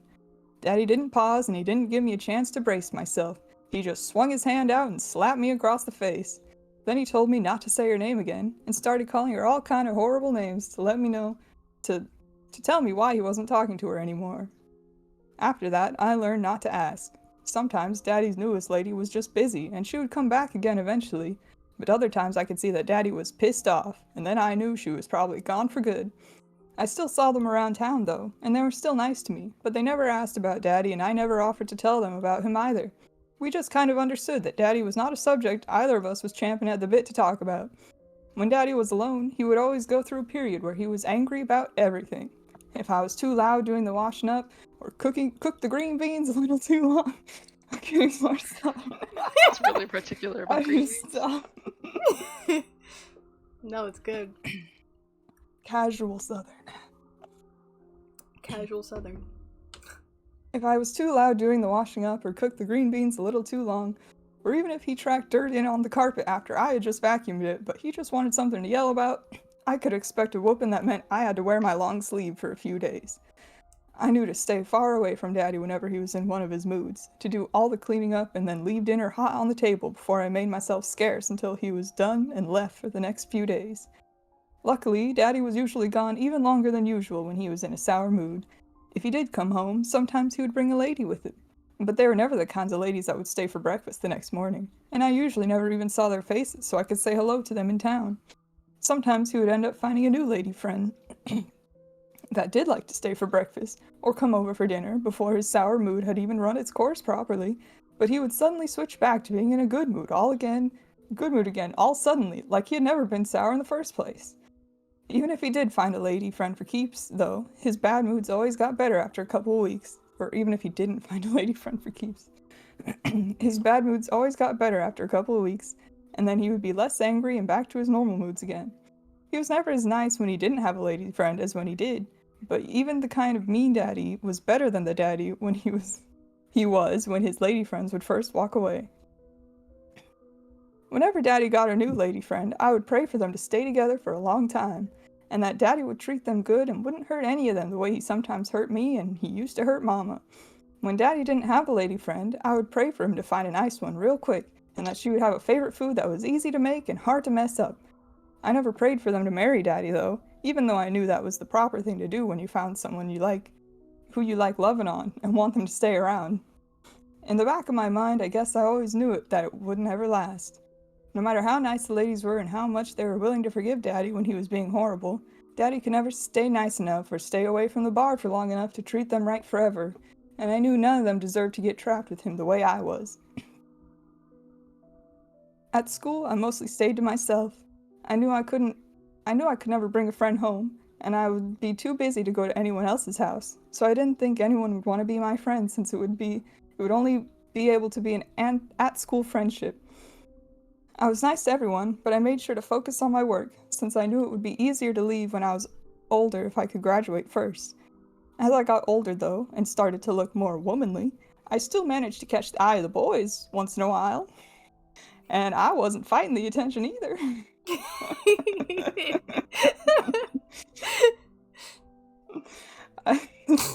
So funny. I never went past kissing, honest. I love it. And I still tried to focus on my study and get all my homework done as quickly as I could so I didn't have to worry about it later. But when I found a little free time where I didn't have nothing else to do, I sometimes let myself be snuck away behind the bleachers in the gym or into a corner of the hallway that I knew the teachers didn't watch that good. I liked kissing a lot, and like a lot of girls my age, I started to dream about marrying one of those boys one day. That was a perfectly normal thing for a girl to want, right? Almost every girl in town got married eventually, and the ones that didn't chose to go far away to make something of themselves instead. So either way, I was sure I could get out of Daddy's house some way. And if I got out by being married, then that wouldn't be such a bad choice. Daddy didn't see it that way, though. He didn't even have to see my kissing anyone to know that the boys were starting to like me. He just had to follow me into town and see a boy smiling at me for a little too long to put the 2 and 2 together. And once the wheels in his head had spun around enough to make 4, he was mad. He threw me through the front door and started shouting at me, calling me the kinds of names he called the lady friends he didn't like anymore, and sometimes even worse. And then he whooped me, so bad I had to play sick for a few days to make sure I could hide all the bruises good. This time, though, Daddy had got me angry. I was scared, too, but I also felt a burning rage inside of me that just made me more sure that I was going to get out of that house as soon as I could. All the things he yelled at me wasn't even true. I was smart, smarter than he had ever been, even before the boozing melted his brain. I was getting good grades in all my classes, and I knew enough to never let any boy go further with me than I'd be willing to tell my granny I had gone. Grandma! Grandma, listen. I had a fire in me that made me determined that I was going to graduate and go to college and get a good job that paid enough to buy a house with thick walls, and then I was going to marry a boy who would never treat me the way Daddy treated the ladies he loved on. And every day I would go home and pray as hard as I could to make sure it would happen. It was soon after this time, though, that I started to realize that maybe God was waiting for me to take matters into my own hands first. I could hope and pray and wait for forever and a day, but if I didn't try to change something sooner or later, that hoping and praying wouldn't amount to very much. So last week, I decided I was going to hide Daddy's house key before he left, and once I knew he was gone, I locked the storm door up tight. If I couldn't leave just yet, I was going to make sure that he left instead, or at the least, would learn to leave me alone when he was home. One way or another, he wasn't going to hurt me again. I didn't mean for it to end the way it did. Honest, I didn't. When Daddy came slinking home from the bar and realized he couldn't get inside the house, I thought he'd just give up after a while. I figured he'd go to one of his drinking buddies' places for a while, or maybe even get picked up by the cops for being intoxicated in public. If I was lucky, he'd get into a fight with the wrong guy, or pass out on the roadside in his own sick, or maybe just disappear into the night, never to be heard from again. I knew it was a stupid plan, and that eventually I'd just have to let him in and make my own way out. But just for that night, I was too angry to care about all that. I wasn't letting him in that night, and that was final. So, after a while of listening to him pounding, I just went to bed, ignoring his shouting and whining the way I did best, by closing my eyes, tucking the quilt up tight around my ears, and ignoring every other sound I heard until morning. What I didn't know was that there was a cold front moving in that night. While I slept all warm and dry in my bed, the rain fell hard on my daddy, and then the cold air likely did the rest. I don't know what finally did him in, the weather or the drinking. All I can say for sure was, when I went out the next morning, Daddy was lying face down in the front yard without a heartbeat to be found. I thought about calling into town, telling somebody about what happened, but if I did that, I reasoned, then I'd have to pay for a proper funeral with a preacher and a whole mess of mourners to feed after, and I knew we didn't have money for all that. So instead, yeah. I dragged him. Yeah, fuck that guy. Fuck that guy. No Toss him money in the for your trash. So instead, I dragged him out back and dug a big hole and buried him like the dog he was. And I thought that meant it was all done with him being dead and all, but I was dead wrong. It's okay. Divider again, we're going back to the previous tone, POV, perspective, whatever. It's cold out here, baby. He slurred as I finally collected myself. Won't you please let me in? I came out slowly from my hiding place, not coming any closer to the door than I had to. Carefully, I pointed the shotgun towards the screened-in upper half, already littered with holes, angling the sight directly at the ragged, unbleeding wound I had made the night before. I took a deep breath, then pulled the trigger. Bang! The noise still got to me a little, but I recovered quickly, just like he always taught me how to do. I approached the still figure laying across the front porch and cursed under my breath. Damn it, I had landed a bit too far to the left from where I'd been aiming. Still did the job, but I'd been hoping my aim had been improving more than that. Then, just as I had every night since that first one, I carefully dragged him out, back to the same hole I'd buried him in for the past week. And for the past week he always crawled back out of when the moon was at its peak. I threw him to the bottom of the pit without ceremony, covered him back up with dirt, then said a little prayer that he'd stay down there this time. As if that had ever done me any good. Walking back to the house, I didn't feel a nit of remorse. I knew eventually they'd start noticing his absence around town, and then I'd probably have to answer to the sheriff for what I had done. I'd just tell them it was self-defense, though, and even though I had plenty of evidence to back it up, I doubt they'd do even a lick of an investigation before they called the case closed. As I went back inside and started cleaning up, though, there were two things I knew for certain. The man I buried had never been my father, not in any of the ways that counted.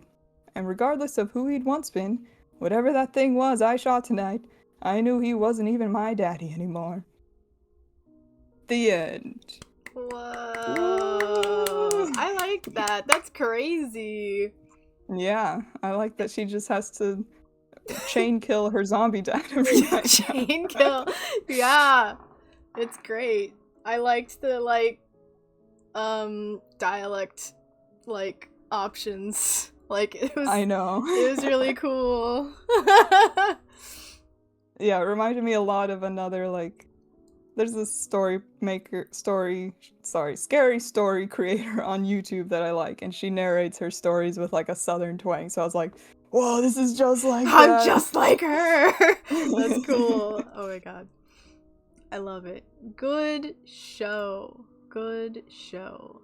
Okay, the next story that we have is my story.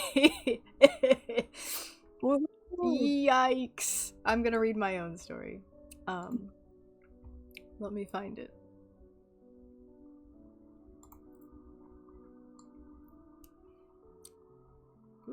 Thought of a story a few years ago. Listening to a country song. Dude, I love it when that happens where you're like, I was listening to a music and I thought an idea. Okay. Oops, hold on. I'm formatting my thing so I can read it easily. And struggle. Alright. No, I am stoked for all the people who have written stories. This is so exciting. There's so many stories we have here. I know, right? Yeah! It's crazy. It's crazy! Okay, so this is... I just entitled this Silence, a short story by this guy. 2 thumbs that wrote a story. Their content warning, the content warning is madness, self-inflicted gore, and explicit depictions of harm. Wow. Anyway. Here we go. Silence.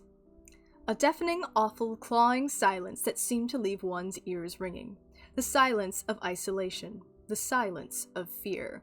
I hated it. I hated the ringing silence I was plagued with on a near-constant basis. As much as I tried to refrain from the isolation and the silence, playing music, television, an open window, anything, it always returned. Like the mocking face that met me in the mirror. Something intrinsic to myself that could neither be outrun nor outwitted. There had to be some solution to the pain, to the madness. When I tried to broach the subject with acquaintances past, it seemed that the cloying deafness of isolation had not plagued most of our society.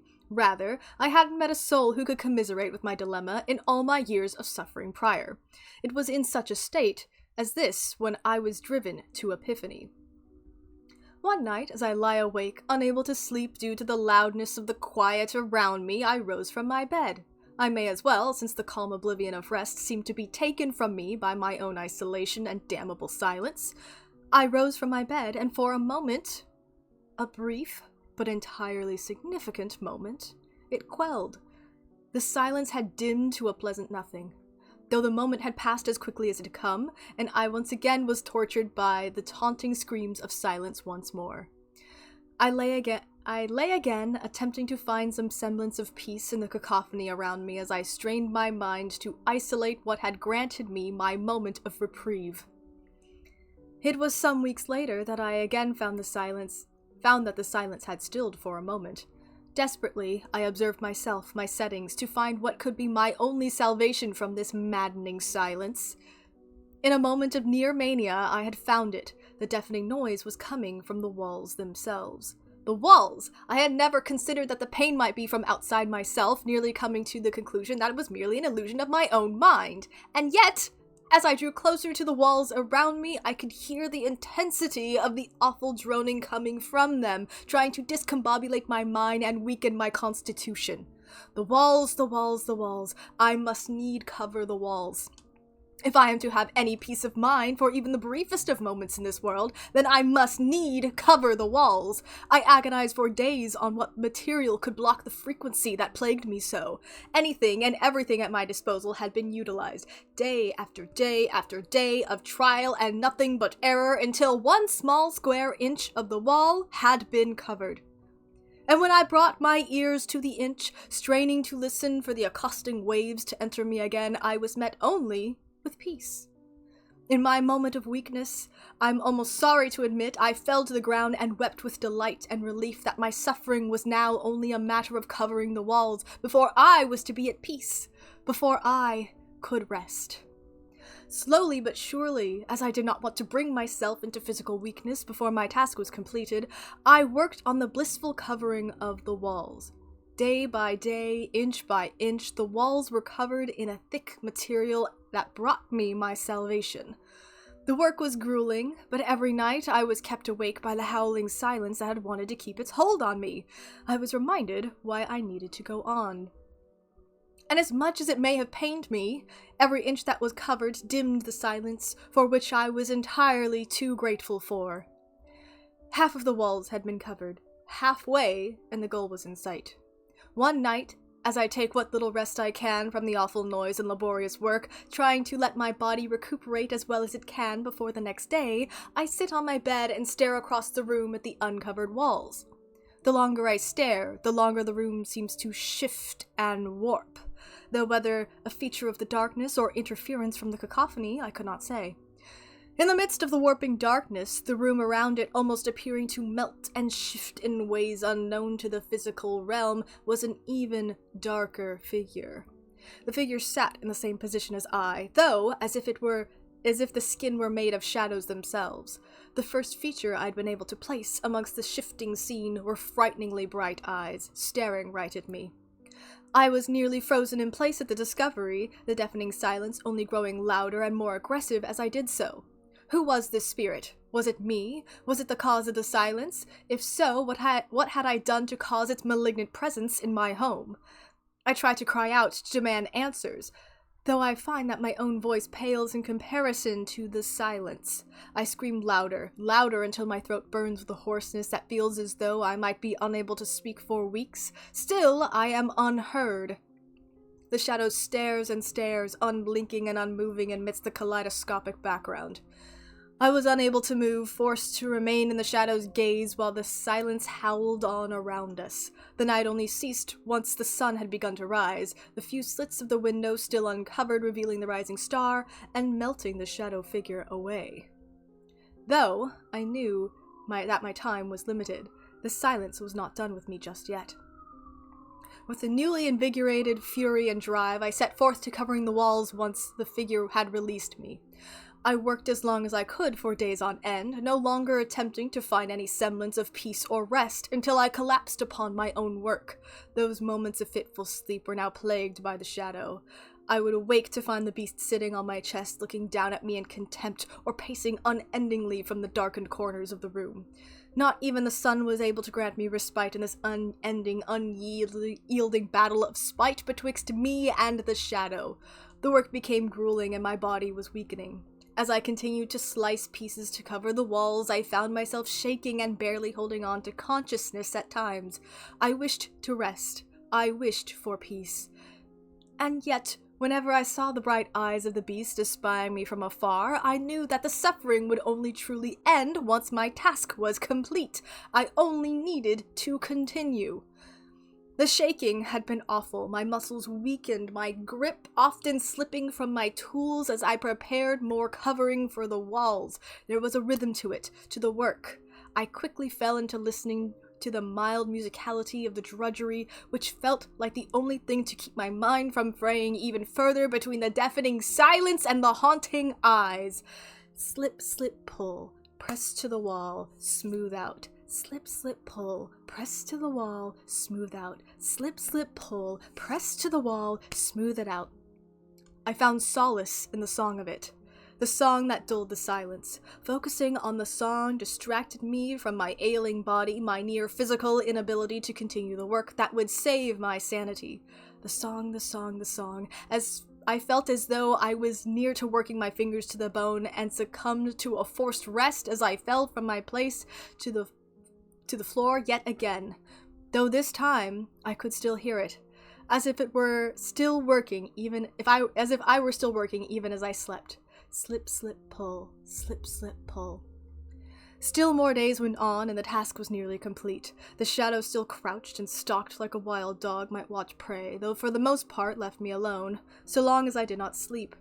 The horrific silence was fading ever so slightly each day, though I counted those lost decibels of nothing with the greed of a miser. Peace would come, peace would come, peace would come. I did worry, though, that I might fall short of the material to cover the damned walls. I was so close to the end. And as long as I was careful, I should be able to finish successfully. I was still unaware of how well they needed to be covered to block the silence, and needed to step carefully. This ritual was unknown to me, only granted to me by happenstance and chance, and I dare not risk the work I had already sacrificed for this. I cannot lose now, I cannot lose now, I cannot lose now. It occurred to me as I was performing my task that the very hair atop my head was inhibiting me. I had nearly forgotten about it in my fervor, my own appearance easily forgotten once the reflective surfaces had been covered and lost to the ritual. As I had come to the realization, I took knife in hand and began to shave my head as close as I could manage. It took some time, far too much time, in my own opinion, though I was keen to continue to hearing the song of my own salvation. That slip, slip, pull, and the weakened sounds of shaving did not ring in my ears above the silence. To get back to my task, I began to tug at the hair with knife, and more frantically, the hair coming loose fairly easily, though not without deep gouges to the scalp or fingers. Pain was lost on me. I was almost unable to register the sensation, even as I cut into my own scalp haphazardly, but I needed to continue, and I would not be held back by such an unnecessary thing as hair on my own scalp. I couldn't abide by it. I could not. By the end of the shave, the hair littered the ground and blood stung my eyes from where the frantic cuts had been a little too deep. All I could feel was elation. I was unencumbered by the burden of the hair now. I noted how much closer the shadow creature was to me at this moment, watching from its dark place and warping the world to my eyes, and laughed. He would not have a hold on me much longer. I could feel it. An ascension was coming. I take my knife in hand once again and continue the song. It is some time later. I have long since lost my sense of time and the cycle of the sun. The shadow creature taunts me endlessly in the darkness that I've created. But I have seen the ascension. I know what it is that the shadow tries to keep me from, and I will not be dissuaded. I cannot help but shake now in how exposed I've become to the world, the strips of my own flesh that I had been slicing away slowly, consistently over time to cover the walls. My feet, raw and bloodied, ached fiercely from holding me up. Some of the toes didn't make it through the skinning process, though I have since learned to manage without them. My back was the most difficult, having to slice most of it off in one large pull since it was hard to see. The pull was the hardest to perform, and it created a haunting refrain in the song. One that still rings in my mind as I feel the air stinging the exposure of my muscles. Though there wasn't much point in trying to determine which part of the song gave me the most trial. Many parts of the song were difficult, though I am driven to oust the silence from my being regardless of the cost. I saved my hands for last. I needed them to work the knife as effortlessly as they could for the longest. I sacrificed my face first, my scalp, lips, eyelids, ears. But the end was nearly in sight. The shadow's horrific eyes kept creeping closer to me, harder to ignore now that the end was in sight. It never spoke, the beast, but I knew that it sought the silence. It sought what I was damning away from me. Knowing the beast was present and watching, I ignored it and continued on. I sacrificed my non-dominant hand first. The skin from the fingers were tricky to manage, but before I knew it, I had it. Slip, slip, pull, press to the wall, smooth it out. Taking the knife in my weakened and bloodied hand, nerves alight and shaking violently, I attempted to do the same to the other hand. It was a far rougher job than the first one had been, far more strips than necessary, but after a grueling amount of time, it too was pressed to the wall and smoothed out. I had no more left to give, and for a moment, I listened. The silence was gone, and I was free. Looking around, I saw no evidence of the shadow that had been stalking my mind either. I had done it. I had found peace. Whether from relief or exhaustion, I collapsed to the floor, ignoring how the various debris stuck to my exposed muscle and only feeling the elation of ascension. Of finally having the damned noise leave me for once. I wept, my burning hot tears only stinging me more, but I cared not. I cared for nothing anymore, other than the success that I had achieved. My celebration was disrupted, however. I stared at the newest addition to the wall. As I stared at the new addition of the wall, I noticed the smallest of spots, the smallest piece of true wall uncovered by my flesh. I struggled to my knees, sitting up to inspect my oversight. How could this have happened? How could I have been so hasty in my celebration? Perhaps I simply wanted the pain to come to an end and acted rashly. I turned my head and placed the hole where my ear once was to the open space and heard it, faint but undoubtable. The silence. I pulled away from the blank space as quickly as I could, frantically searching my body for any leftover scrap of flesh that I could use to cover it. I only needed a little. A measly pat of a thumb or a toe would suffice. But I was bare. I fell back and frantically searched for my knife again, feeling the blade stick into my still bleeding hands.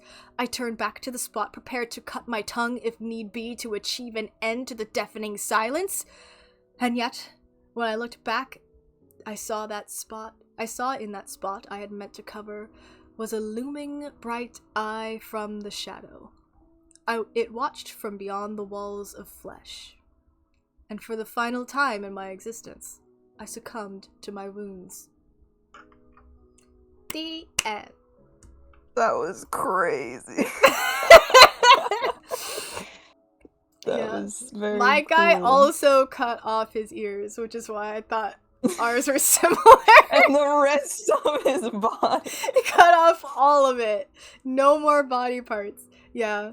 I had that in mind for like a month, and I was like, I'm gonna write this story not right before the showcase, and then I definitely wrote it right before the showcase. It felt very Poe. Yeah, it definitely... Edgar Allan Poe and Lovecraft, my two main inspirations.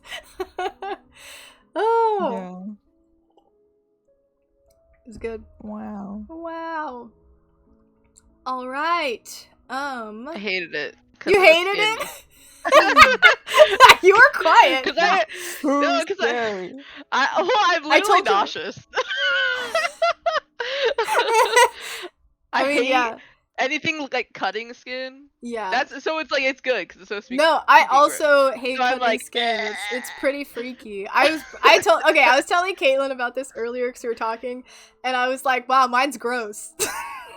That's all I said about it. I didn't think this gross, but it was gross. I did put. Gross. I put a content warning about gore. So so basically we all expected, we all was like, coming. Yeah. I don't know. Also, it was about silence and not music, so it's almost the opposite, but he was talking about how it was too loud. It's really funny that two different stories about people going insane about the opposite things. About sound-related problems. Yeah. Auditory hallucinations over here. Okay, the next story is entitled "I'm Just Too Dang Good at Roleplay" by Karfloog, and it's going to be read by Caitlin, and I'm gonna be quiet and I'm gonna sit here. Okay. I'll take my glasses off. I'm gonna be like this. Okay. Okay, we're ready. I'm ready. Gotta get into character. I'm just too dang good at roleplay, by Karfloog.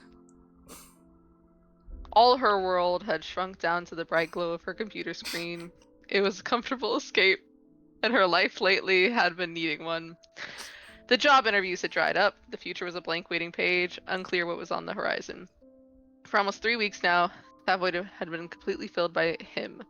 Every waking hour was spent channeling the reclusive flame-haired dorm leader, Idia Shroud, a boy so gifted with technology he seemed to speak its language. I can't. Started simply to... Go ahead, keep going. I'm just gonna hide. Okay. Focus. It had started simply to fill her time. She became a new member in an online Twisted Wonderland roleplay group. But it quickly became her entire life. It felt like life now happened through typed words. They were his words, full of nervous energy and a sharp, cynical wit, littered with slang from online forums and video games, though it didn't feel like just an act anymore. She found herself flinching at the thought of a crowded street, feeling a familiar dread at a ringing phone, just like Idia would. Just the like line... Idia. Oh my god. He's projecting here. I'm gonna The die. line between the listless young woman and the animated character with his fiery hair, tragic story, and stupid clanker fake brother was stop. Jesus Christ! You can't call that baby boy clanker. Yeah, oh my god. This feels so targeted. The first real sign something was wrong came during a trip to the corner store for more life-sustaining instant noodles.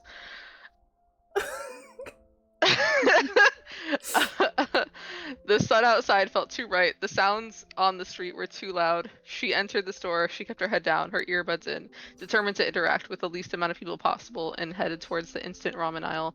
But a familiar voice found her anyways. It was a friend from a life that felt far away. "Hey, you feeling okay?" they asked, their face creased with worry. "You look so pale, like really pale. Are you sick?" It had been such a long while since she had seen her friend. Overwhelmed and panicking, she just mumbled something about not sleeping well, being indoors a lot lately, and hurried away. But her friend's comment stuck. It wasn't just being indoors. It was the specific, almost luminous pallor of the character that she felt she was coalescing with. Back in the monitor-lit glow of her room, the unease eventually faded. The digital world of the Twisted Wonderland was a comfort now that she was back in Night Raven College. She found a strange pride in her friend's comment. It meant she was getting it right, that she didn't just understand Idia's mind and motivations, but that she also now related to him physically. The roleplay became even more intense. She spent many late and early hours crafting Idia's posts, losing herself completely. She noticed her posture starting to mirror his famous slouch. She didn't straighten up. It felt more natural this way. The next time she needed supplies, the change in her appearance could not be as easily reasoned away. A person at the convenience store smiled at her. "I love your hair," they said. "That blue is so bright."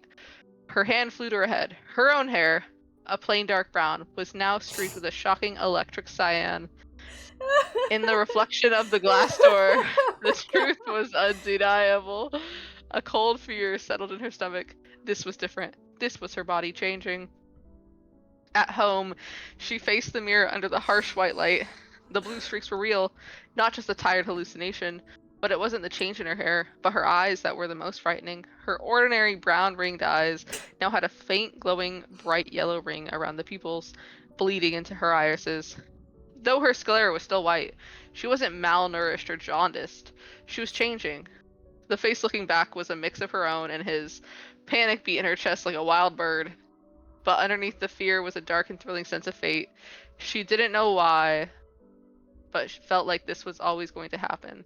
Part of her, the part that was already him, felt proud. She didn't fight it. She started wearing dark blue eyeliner like him. She practiced his way of moving in the quiet of her room. The final break happened on a walk to the nearest takeaway spot. Someone with an anime pin on their backpack stopped and stared. Their eyes went wide. "No way," they whispered. Then louder, "You're him! You're Idia!" That's the best cosplay I've ever seen. Oh They my didn't god! see her. They didn't see her. They didn't see a person. They saw the character. She didn't say a word. She just ran, her heart pounding, all the way back to the apartment. She slammed the door and stood before the full-length mirror, gasping for hair. Even though one part of her felt pride in her new appearance, another part of her felt fear. The person there was not her. It was not a costume. It was him. The long, flowing hair in shades of blue, as if it was fire. The pale skin, the glowing, now fully bright yellow eyes. Every detail was perfect. She was gone. As she stared, frozen in shock, a firm, polite knock sounded at the door. Through the peephole, she saw two people in crisp, modern clothes. They smiled pleasant, empty smiles. The woman spoke first. "Idia Shroud, we're from the company. We hold your intellectual property rights. It's like the We're here Avengers. regarding your assimilation." Big Disney? Big Disney's coming again. What's up at your Big Their words were Aniplex. calm and sterile. They were not here for the person she used to be. They were here to collect their fictional asset made real. Numb, she let them lead her to a black unmarked car. It took her to a place that was a perfect sterile capitalist copy of a fantasy world she used to cherish. Now she wears the official uniform. She stands in her designated zone. She forces a smile for photos with excited children. She hears screaming and laughter from nearby rides Oh around my her. god. But the there is no laughter left in her Disneyland. heart, just screaming. She was a living prisoner now, a face character, but there was no actor behind the character, no humanity remaining. She was now owned by the fiction that consumed her. Big Disney! Big Disney. That's insane. The end. That's it. That's Yeah, Jeez. that's it. That's. I She like. gets- Okay. All right. Aside from all of the very personal shots taken in that story, I really do like it. It's pretty fun, but also, damn, you could have been a little. There's like reality and there's like fiction, and you could have been like a little bit farther away. Like you could take like one more step. You didn't have to come at me so hard. That's funny. Although I don't know, it'd be kind of sick as hell to look like Idia of all characters to look like a Twisted Wonderland. Like. Yeah, I'm like, how did your hair literally turn into fire? That's a great crazy. question. I guess if you roleplay hard enough, you just become like Yeah. you just become. Yeah, I'm just more surprised that like the horror of the story wasn't that you turned into a fictional character. It's No, that you got the big recruited by Disney to be like Yeah. a The Horror was Disney Disney. wrinkle kind of made it for me because I was like, okay, this is like just a slam, and then I was like, no, Big Disney's gonna like has like it feels like a creepypasta. Like, it feels like or what is it? Abandoned by Disney level of like. Yeah. Did you know face characters are actually people, real people? They're not acting. Like, they're not just people. They're innocent role players. Like that does feel like something I would hear as a 12-year-old on the internet. Oh my god. That's so insane though, literally. Alright. Thank you, Aaron, for that. Aaron has no limits. Aaron doesn't have any limits. He's ready to just write his truth. The mouse. Bruh. You get got by Big Disney. The Big Disney got me. I'm gonna think about that for like way too long. Alright. Classic Aaron story that comes at some fandom that I'm currently into. Last year was Asterion. This year it's Twisted Wonderland. Yes, last year was Asterion realizing that all lowercase t's count as crosses and they heard him as a vampire. God. Excellent. Great. Moving on. The next story is entitled Jeff the Killer Isekai or Chapter 1, to be clear, by Lychee, and it's going to be read by our darling Jaffa, right? I think I wrote that wrong. Yes. I put my name for some reason. I can decipher Lychee's madness. Alright, good. I can't, so I can't read, actually. Okay, so in case people watching don't know what isekai is, it's a genre isekai. a genre of Japanese manga and anime, where a character either dies or suddenly wakes up in a fantasy world that is different from their own. And sometimes they're a completely different person, like they're reborn as a new person. Sometimes they're still themselves. It kind of depends.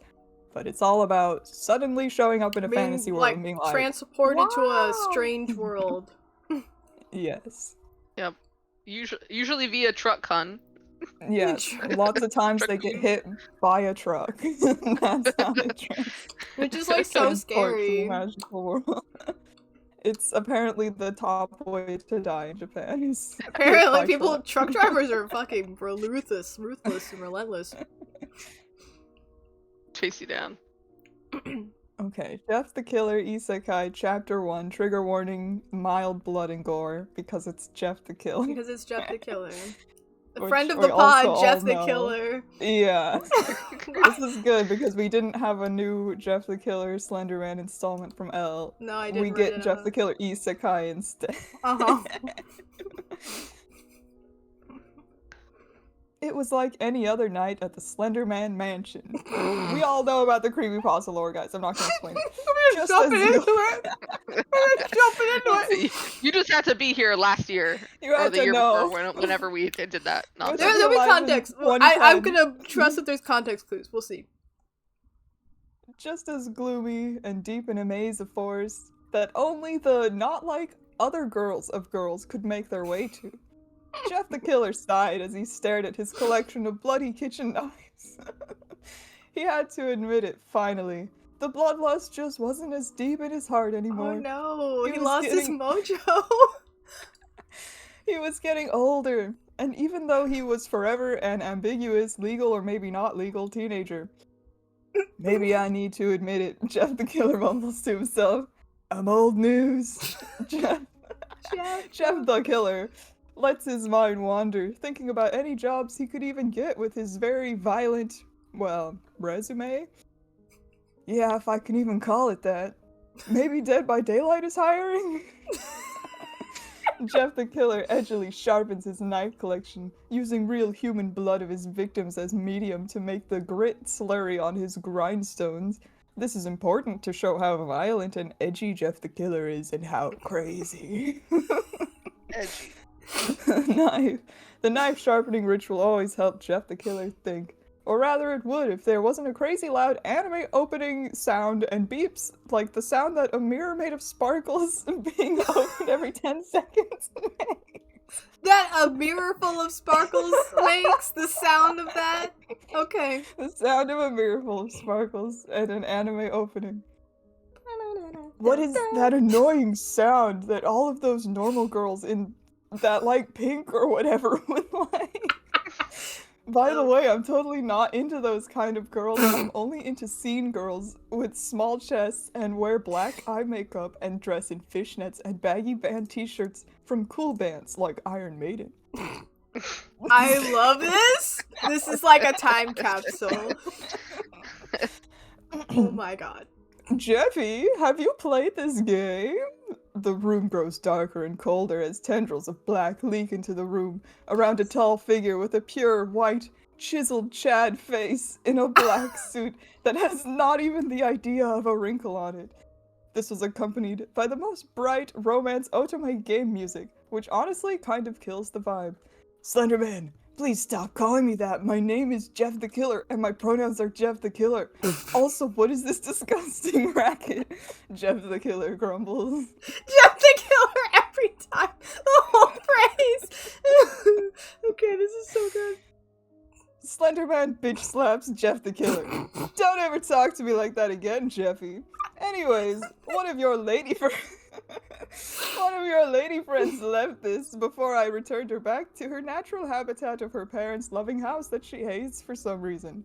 It's a Switch, and it's loaded with this game called Doki Doki Will I Find My Love Between These Three Sexy Hot Men as appears on the cover of this fantasy high type academy, or will I get royally screwed over and have to keep starting over, adding to the replay value of the game, and then spend so much money on merch of my favorite husbands from the game and spend countless hours unlocking Secret Images Academy Game of the Year 10th Anniversary Platinum Legendary Collections Edition Remaster. There's merch of my husband. Yeah, exactly. They know. Slenderman, you get it. AKA titled DDWIFMLBTTSHMAAOTCATFHATAO. It's every letter from the long word that I just said. And it's really good. And it's really good. Slenderman's been playing this game. Yes. Jeff the Killer rolls his eyes, or he would if he had eyelids and control of his eyes, which, by the way, were still very piercing and dilated despite it being super dark because he can see like that. Slenderman, it's not even hiding what it's after. I bet you're just scared you won't be as good as me as it. I got all the hidden endings and pictures in just 1 week.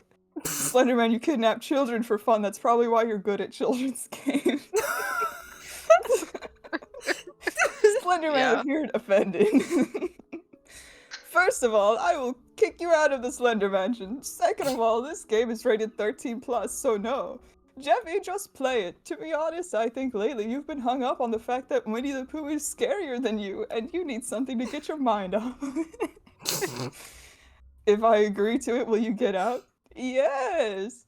Okay, fine. Jeff the Killer snatches the game system out of Slenderman's hands? Tendrils?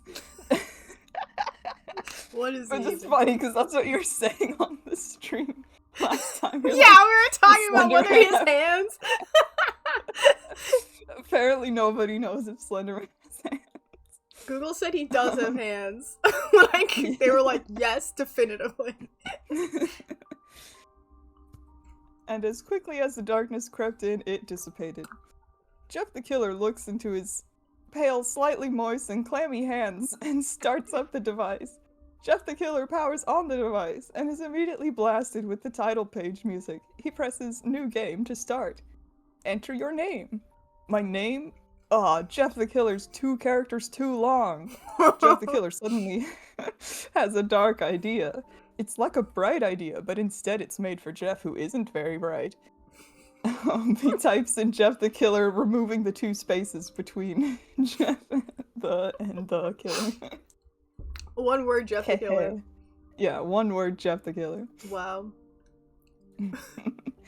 Jeff the mad Killer lad. doesn't even notice the time going by as he's metaphorically sucked into the game. The betrayals, well, they were basic, but so addicting. just difficult enough with victory barely out of your grasp that you know if you just tried one more time on that rhythm minigame, you could 100% it. Why is this so simple? I didn't realize you put rhythm game in this like Twisted Wonderland. I feel like we're both being targeted. Dating sim. Jeff's dark circles grow as he gets more and more into the game.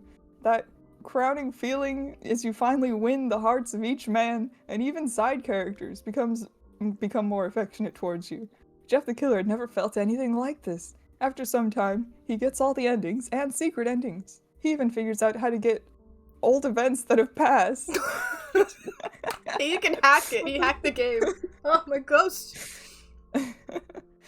All it took was emptying his pockets to unlock them after all. Oh. The pay-to-play process.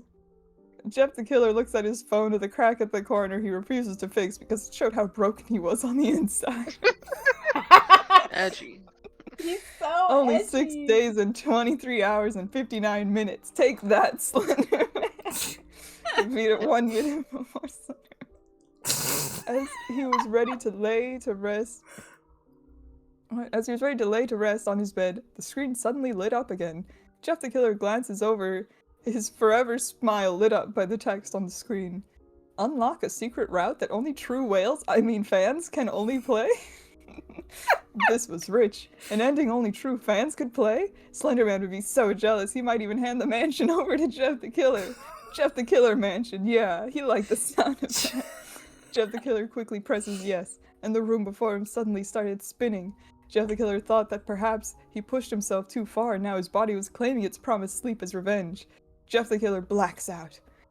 Jeff the Killer sits up suddenly, awakening in a dazzling golden and white room with silk sheets and a plush golden blanket with very intricate white embroidery. A woman in a not sexy but rather practical maid uniform, like she's here to work. Not sexy. Not sexy. Very practical maid uniform. Screams and runs out of the room. See that? Wait. Okay, see, that Jeff the Killer was used to. But what's going on? What's with this huge golden room? If this was one of Slenderman's pranks because he was jealous Jeff the Killer beat his silly game, then it wasn't funny. The whole room would take ages to fix back into Jeff the Killer's true, moody, dark prince room. Prince type of room. Jeff the Killer closes his eyes in frustration. Wait, closes? Jeff the Killer rushes to the giant white vanity covered in jewels and looks into the mirror. A small, petite, framed girl with hair as long as her knees. Wow. Rapunzel. Rapunzel. With long as her knees, wavy golden hair, and massive, wet brown eyes with eyelids. Yeah. Yeah, because he's got dry eyes. Because he's got no eyelids. Wow. With eyelids. Freckles. What the fuck? Why are my eyes wet? It's freaking me out. Her face appeared lightly sun-kissed, and her mouth came to a small pout that made her look always on the verge of tears like a doll. She looked just like the protagonist of DDWIM. It's like 200 letters. Jeff the Killer touched his cheek, and the girl in the mirror did the same. He felt no scars along his mouth to cheek on either side. The sagging bags under his eyes were replaced with supple, smooth skin. His hair was not thin, wiry, or greasy, just fluffy and soft and thick and full. Jeff the Killer started realizing in horror that his beautiful kind of skinny fat body with the perfect look was now this disgusting tiny and weak thing. Jeff the Killer started screaming at the true horror before him, but suddenly the door swung open. My lord, I told you! My lady Jeff the Killer has awoken after a week! It's a miracle! Jeff the Killer! My beautiful daughter! An older middle-aged man came in and scooped the now small Jeff the Killer into his arms and hugged him with such strength that he felt his spine crack under the pressure. Really got him. Oh, we were all so worried you wouldn't wake up after that carriage accident. After you were so excited to start at the academy! Honey, I have amazing news. Don't worry, because your first day starts tomorrow, so you didn't miss a thing! Yay! Yay, school! Jeff the Killer realized his worst nightmare has come true. He has now been literally sucked into the game and was an adorable, cute girl. And his name had no spaces in it, so it's just his name said really fast. Also, his second worst nightmare. He was no longer feared, but was destined to be loved by all. He looked in the mirror at the perfect face looking back at him, as being crushed by the love of his father? Damn. Jeff the Killer became more scared. Even the face of this girl was cute when it was scared or angry. Jeff the Killer may not know much, but he knew he had to get back to Slenderman's mansion at any cost. To be continued next year. What the fuck? Jeff I the love Killer it. He's so funny. He's a I cute love girl that now. him and Slendy have like a weird relationship where like Slenderman's like, I'll fucking bitch slap you and tell you to get out of my house. Like, he's just like freeloading off Slenderman. Right? What's the vibe?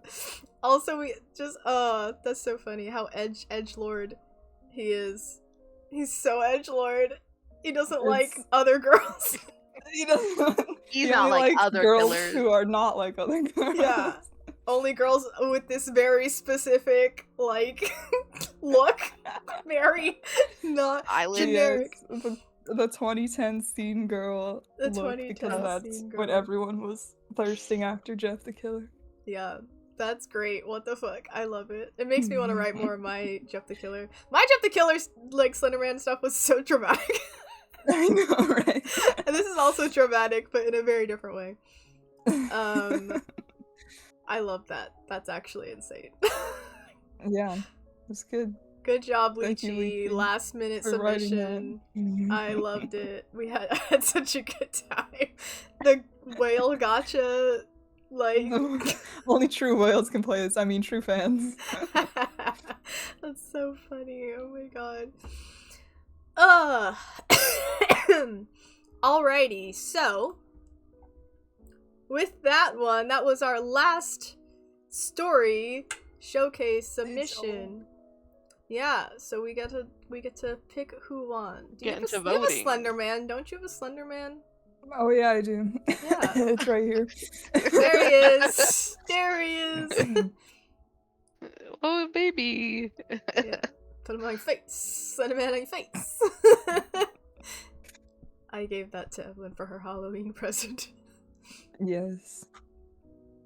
Okay, so we're gonna put the music on and deliberate on who gets prizes. Just to reiterate really quick, we're gonna have 4 prize categories. So out of the 2-sentence horror stories, there's gonna be the best of 2-sentence horror, who gets a tote bag, and then a runner-up, who gets a mug. And then the grand prize is for the short story categories is the grand prize winner, where you can pick anything off the merch store. And the runner-up of the short story gets a tote bag off of the merch store. Well, I need to deliberate. Excuse me, Mr. Karfloog. Calm down. Where are my mods at, actually? Ignore the fact that he's a mod. Ban that guy. Ban that guy? Sorry, can we ban him really quick?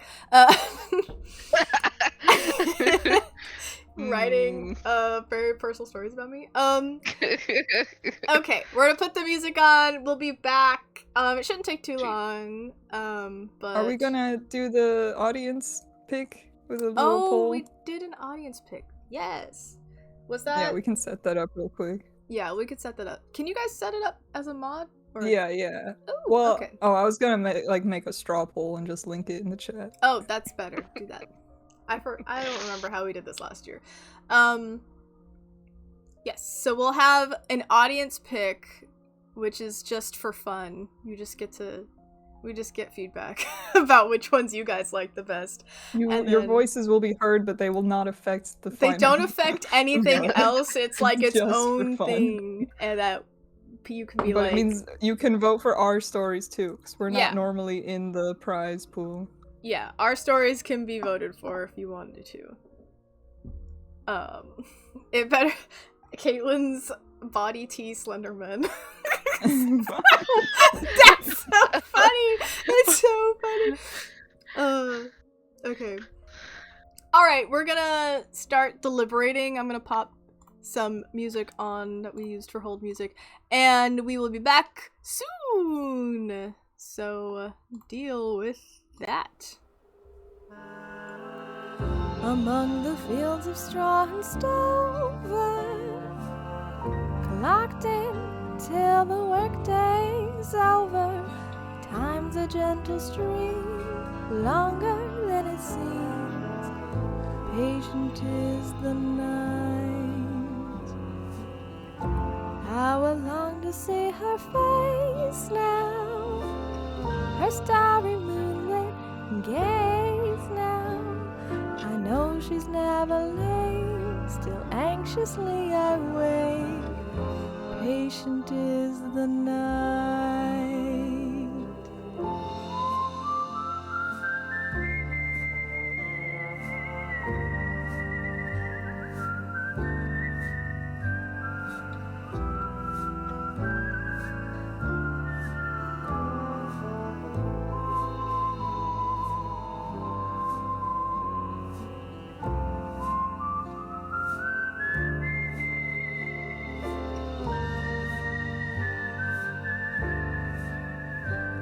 I know she's never late, still anxiously I wait. Patient is the night.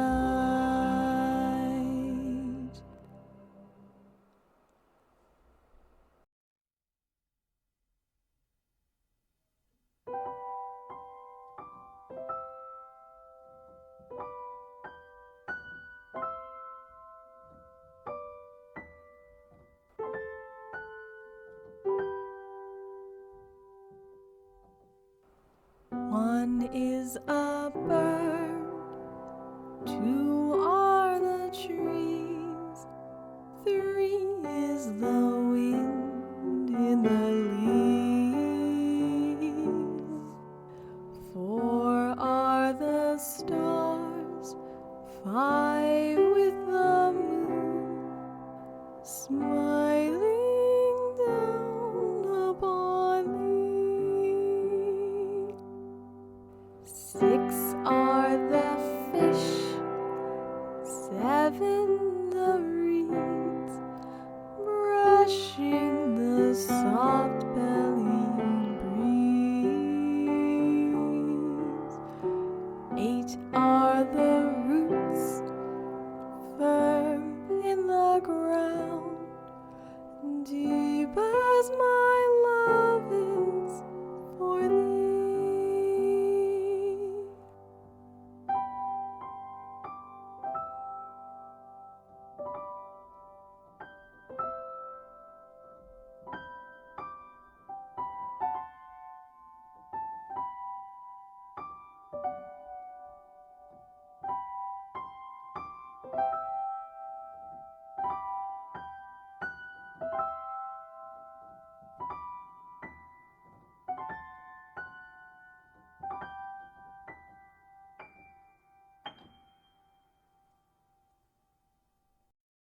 I've never dreamed that there'd come a day when I'd find myself far from your arms.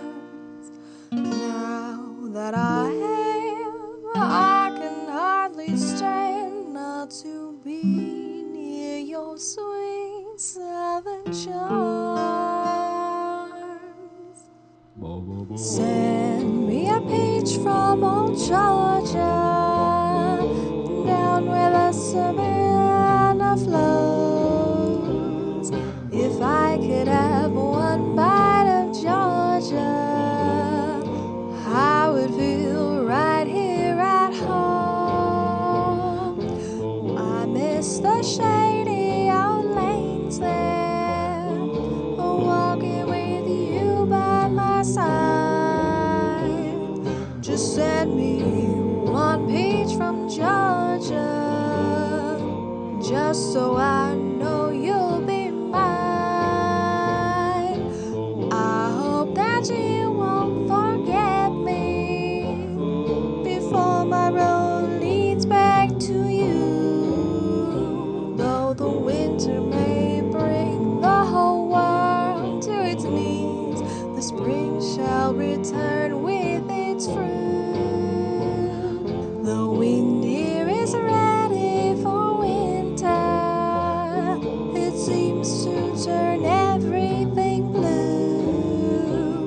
Oh, just send me one little peach, just a sweet sunny piece of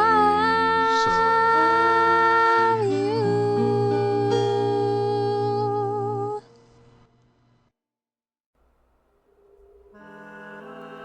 Among the fields of straw and stover, collecting till the workday's over. Time's a gentle stream, longer than it seems. Patient is the night. How I long to see her face now, her starry moonlit gaze now. I know she's never late, still anxiously I wait. Patient is the night.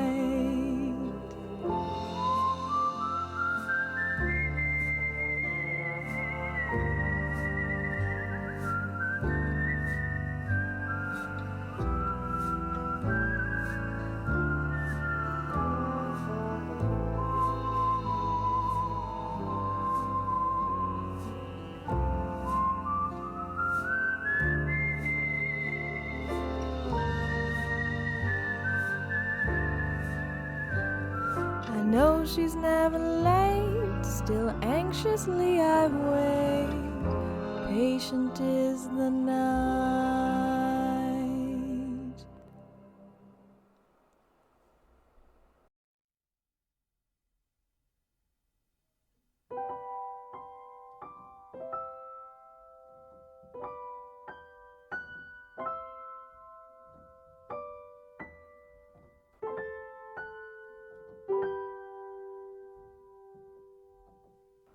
One is a bird, two are the trees, three is the wind in the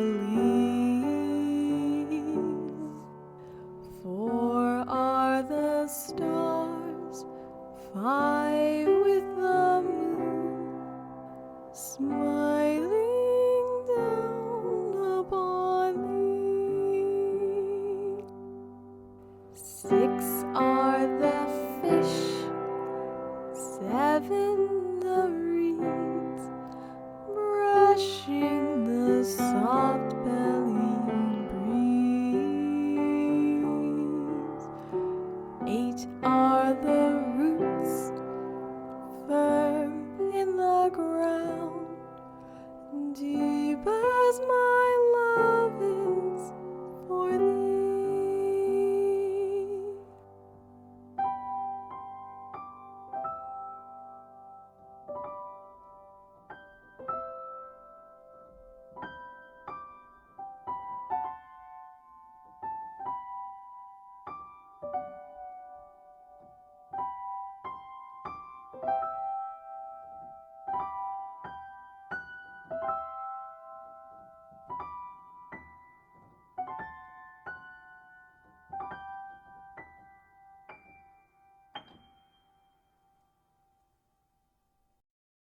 I've never dreamed that there'd come a day when I'd find myself far from your arms. Now that I am, I can hardly stand not to be near your sweet southern charms. Send me a peach from old Georgia, down where the Savannah flows.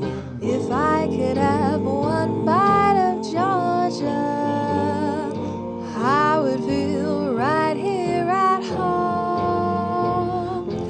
I miss the shady old lanes there, walking with you by my side.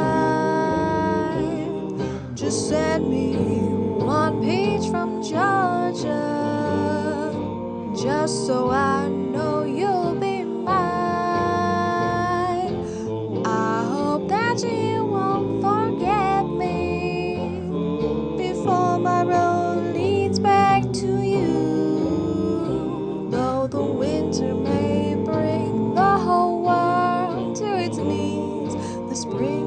shall return with its fruit.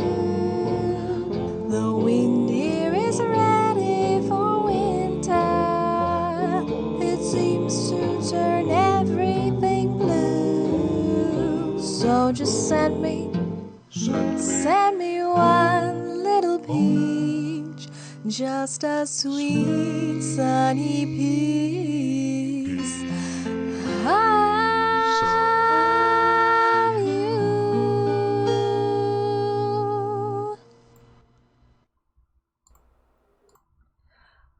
Hello and welcome back. We have deliberated. We have chosen some winners. There's winners and losers. Don't say losers. And no one is a loser because Technically, we're the Evelyn losers has a because we can't donut. win. Yeah, we're the losers, really. Yeah. No one's a loser because everyone gets a sticker. So at a minimum, you get stickers. Karfloog, do not mind him in the chat. He's not part of the deliberation. Okay, and also there's a link in the chat for a poll where you guys can tell us what your favorite short story was out of all of the short stories. And it's just for fun. So, starting with our 2-sentence horror story category. The runner-up for the 2-sentence horror story was Family Secrets by Finley. Yay! Yay! And so that, which is, the prize is a mug off of the merch store. And the best of the 2-sentence horror stories this year was A Simple Adjustment by Kos. Yay! So, Kos has won a tote bag off the merch store along with his sticker. So there we go. Yes! Cool. Alright. He's not in the room anymore, so I can't tell his reaction. Well, we will imagine it's elated. Yep. We'll see. For our short story category, our runner-up, which the prize is a tote bag, is the story Faceless by ChanpionBrawler. So, congratulations! Faceless is a good story. We liked it a lot. The monsters were cool and The creepy, monsters were cool. and they eat you one nose at a And time. your wife. Who is that, baby? Yes. Yeah, potential baby giving eating. kisses. Stealing donuts. And our grand prize winner, anything off the merch store for the short story, is When Daddy Come Knockin' by Finley. Yippee! I need like an applause sound effect because I think there are like 3 of us being like, yeah. We need a more diverse soundboard. I need a better soundboard. Karfloog. Although we have to say, Karfloog and Lychee's stories made us laugh a lot, and we are considering adding a comedy category in the future because having really funny horror stories is great. Yippee, yippee. Alright, if you want anything other than a sticker, there will be more, there will be, like, more forms going out to the winners, so watch out for that. And, Karfloog's was funny. Stop saying it wasn't funny. You knew what you were doing. Yeah, so winners, congratulations. Thank you for the Halloween Writing Showcase. It's been another year. Next year is year number 5, guys. That's kind of, that's wild, isn't it? That'll be the 5th year of doing the Writing Showcase and forcing my stream guests to do homework. But it's all exciting, it's all fun. If you wanted anything like that the any of the prizes that anyone won, you could always buy them on the merch store for money. If you didn't want to write a free horror story, you could have written to me 2 sentences and gotten something for free, but you didn't, so you could pay me money instead. Can't wait for next year. Yeah, it's exciting. Yeah, if you want to go and read past years' horror stories or submit yours for the future, you can join the Discord, where we also, so we have all the backlog of stories there in the showcase submissions text channel, but also we have past years of the showcase recorded and on YouTube, which is available. I have it right here, right? YouTube. There we go. My YouTube channel is still in the Twitch thing. So you can go back. This year's will be uploaded to YouTube as well. And that's it for us. That was a lot of talking, a lot of reading, a lot of breathing exercises that we are all adept at and skilled in. No one has asthma here. Thank God I don't have to do that again for another 12 months. Yeah, we're not gonna make Evelyn read in another 12 months. I'm the cryptid that demands stories, and Evelyn is a cryptid that can't breathe once every 12 months. Because... Alright, oh, dude, what were the poll results? We only have a Did anyone few... respond? There's 3 votes for 3 different stories, so... Yep. Well, Monster Walk by Okay. Kos, Silence by L, yo. and Jeff the Killer Isekai by Lychee are all tied for top audience Tied pick for because top they're all audience. You're all great. number 1 in the hearts of the fans. I love that. The Monster Walk was good too. God. Yeah, Aaron, I didn't understand why your page was yellow. Yeah, you did some crazy formatting, but you did include one picture, which I think is the first time anyone's included a picture, even though the rules have said that you can have one. I think you're the first person. There's never been. No one's It was ever helpful done. because I had no idea who Idia Lychee was gonna Draft draw was. all of the love interests for the Otome game. Just like full and the design. Isekai. Yeah, but we'll get back to you on that next year. Yeah, chapter 2. And maybe chapter 3 of the Stalked by Shadows will come out. Who could say? Yeah. We'll just have an excessive amount of Slenderman stories. Alright, any last remarks from either of my 2 friends here? That's a shrug? Nope. It's a big shrug. Talked No out. one has nothing Thanks to for say. writing, guys. Oh, yeah, Thanks I guess for there's that. writing. Alrighty, Good drink job forcing water. yourself to write. Drink water and eat food to sustain your human form. And happy Halloween, guys! It's Halloween. a-coming. Yay. Eat some candy corns. I ate some candy corns during this.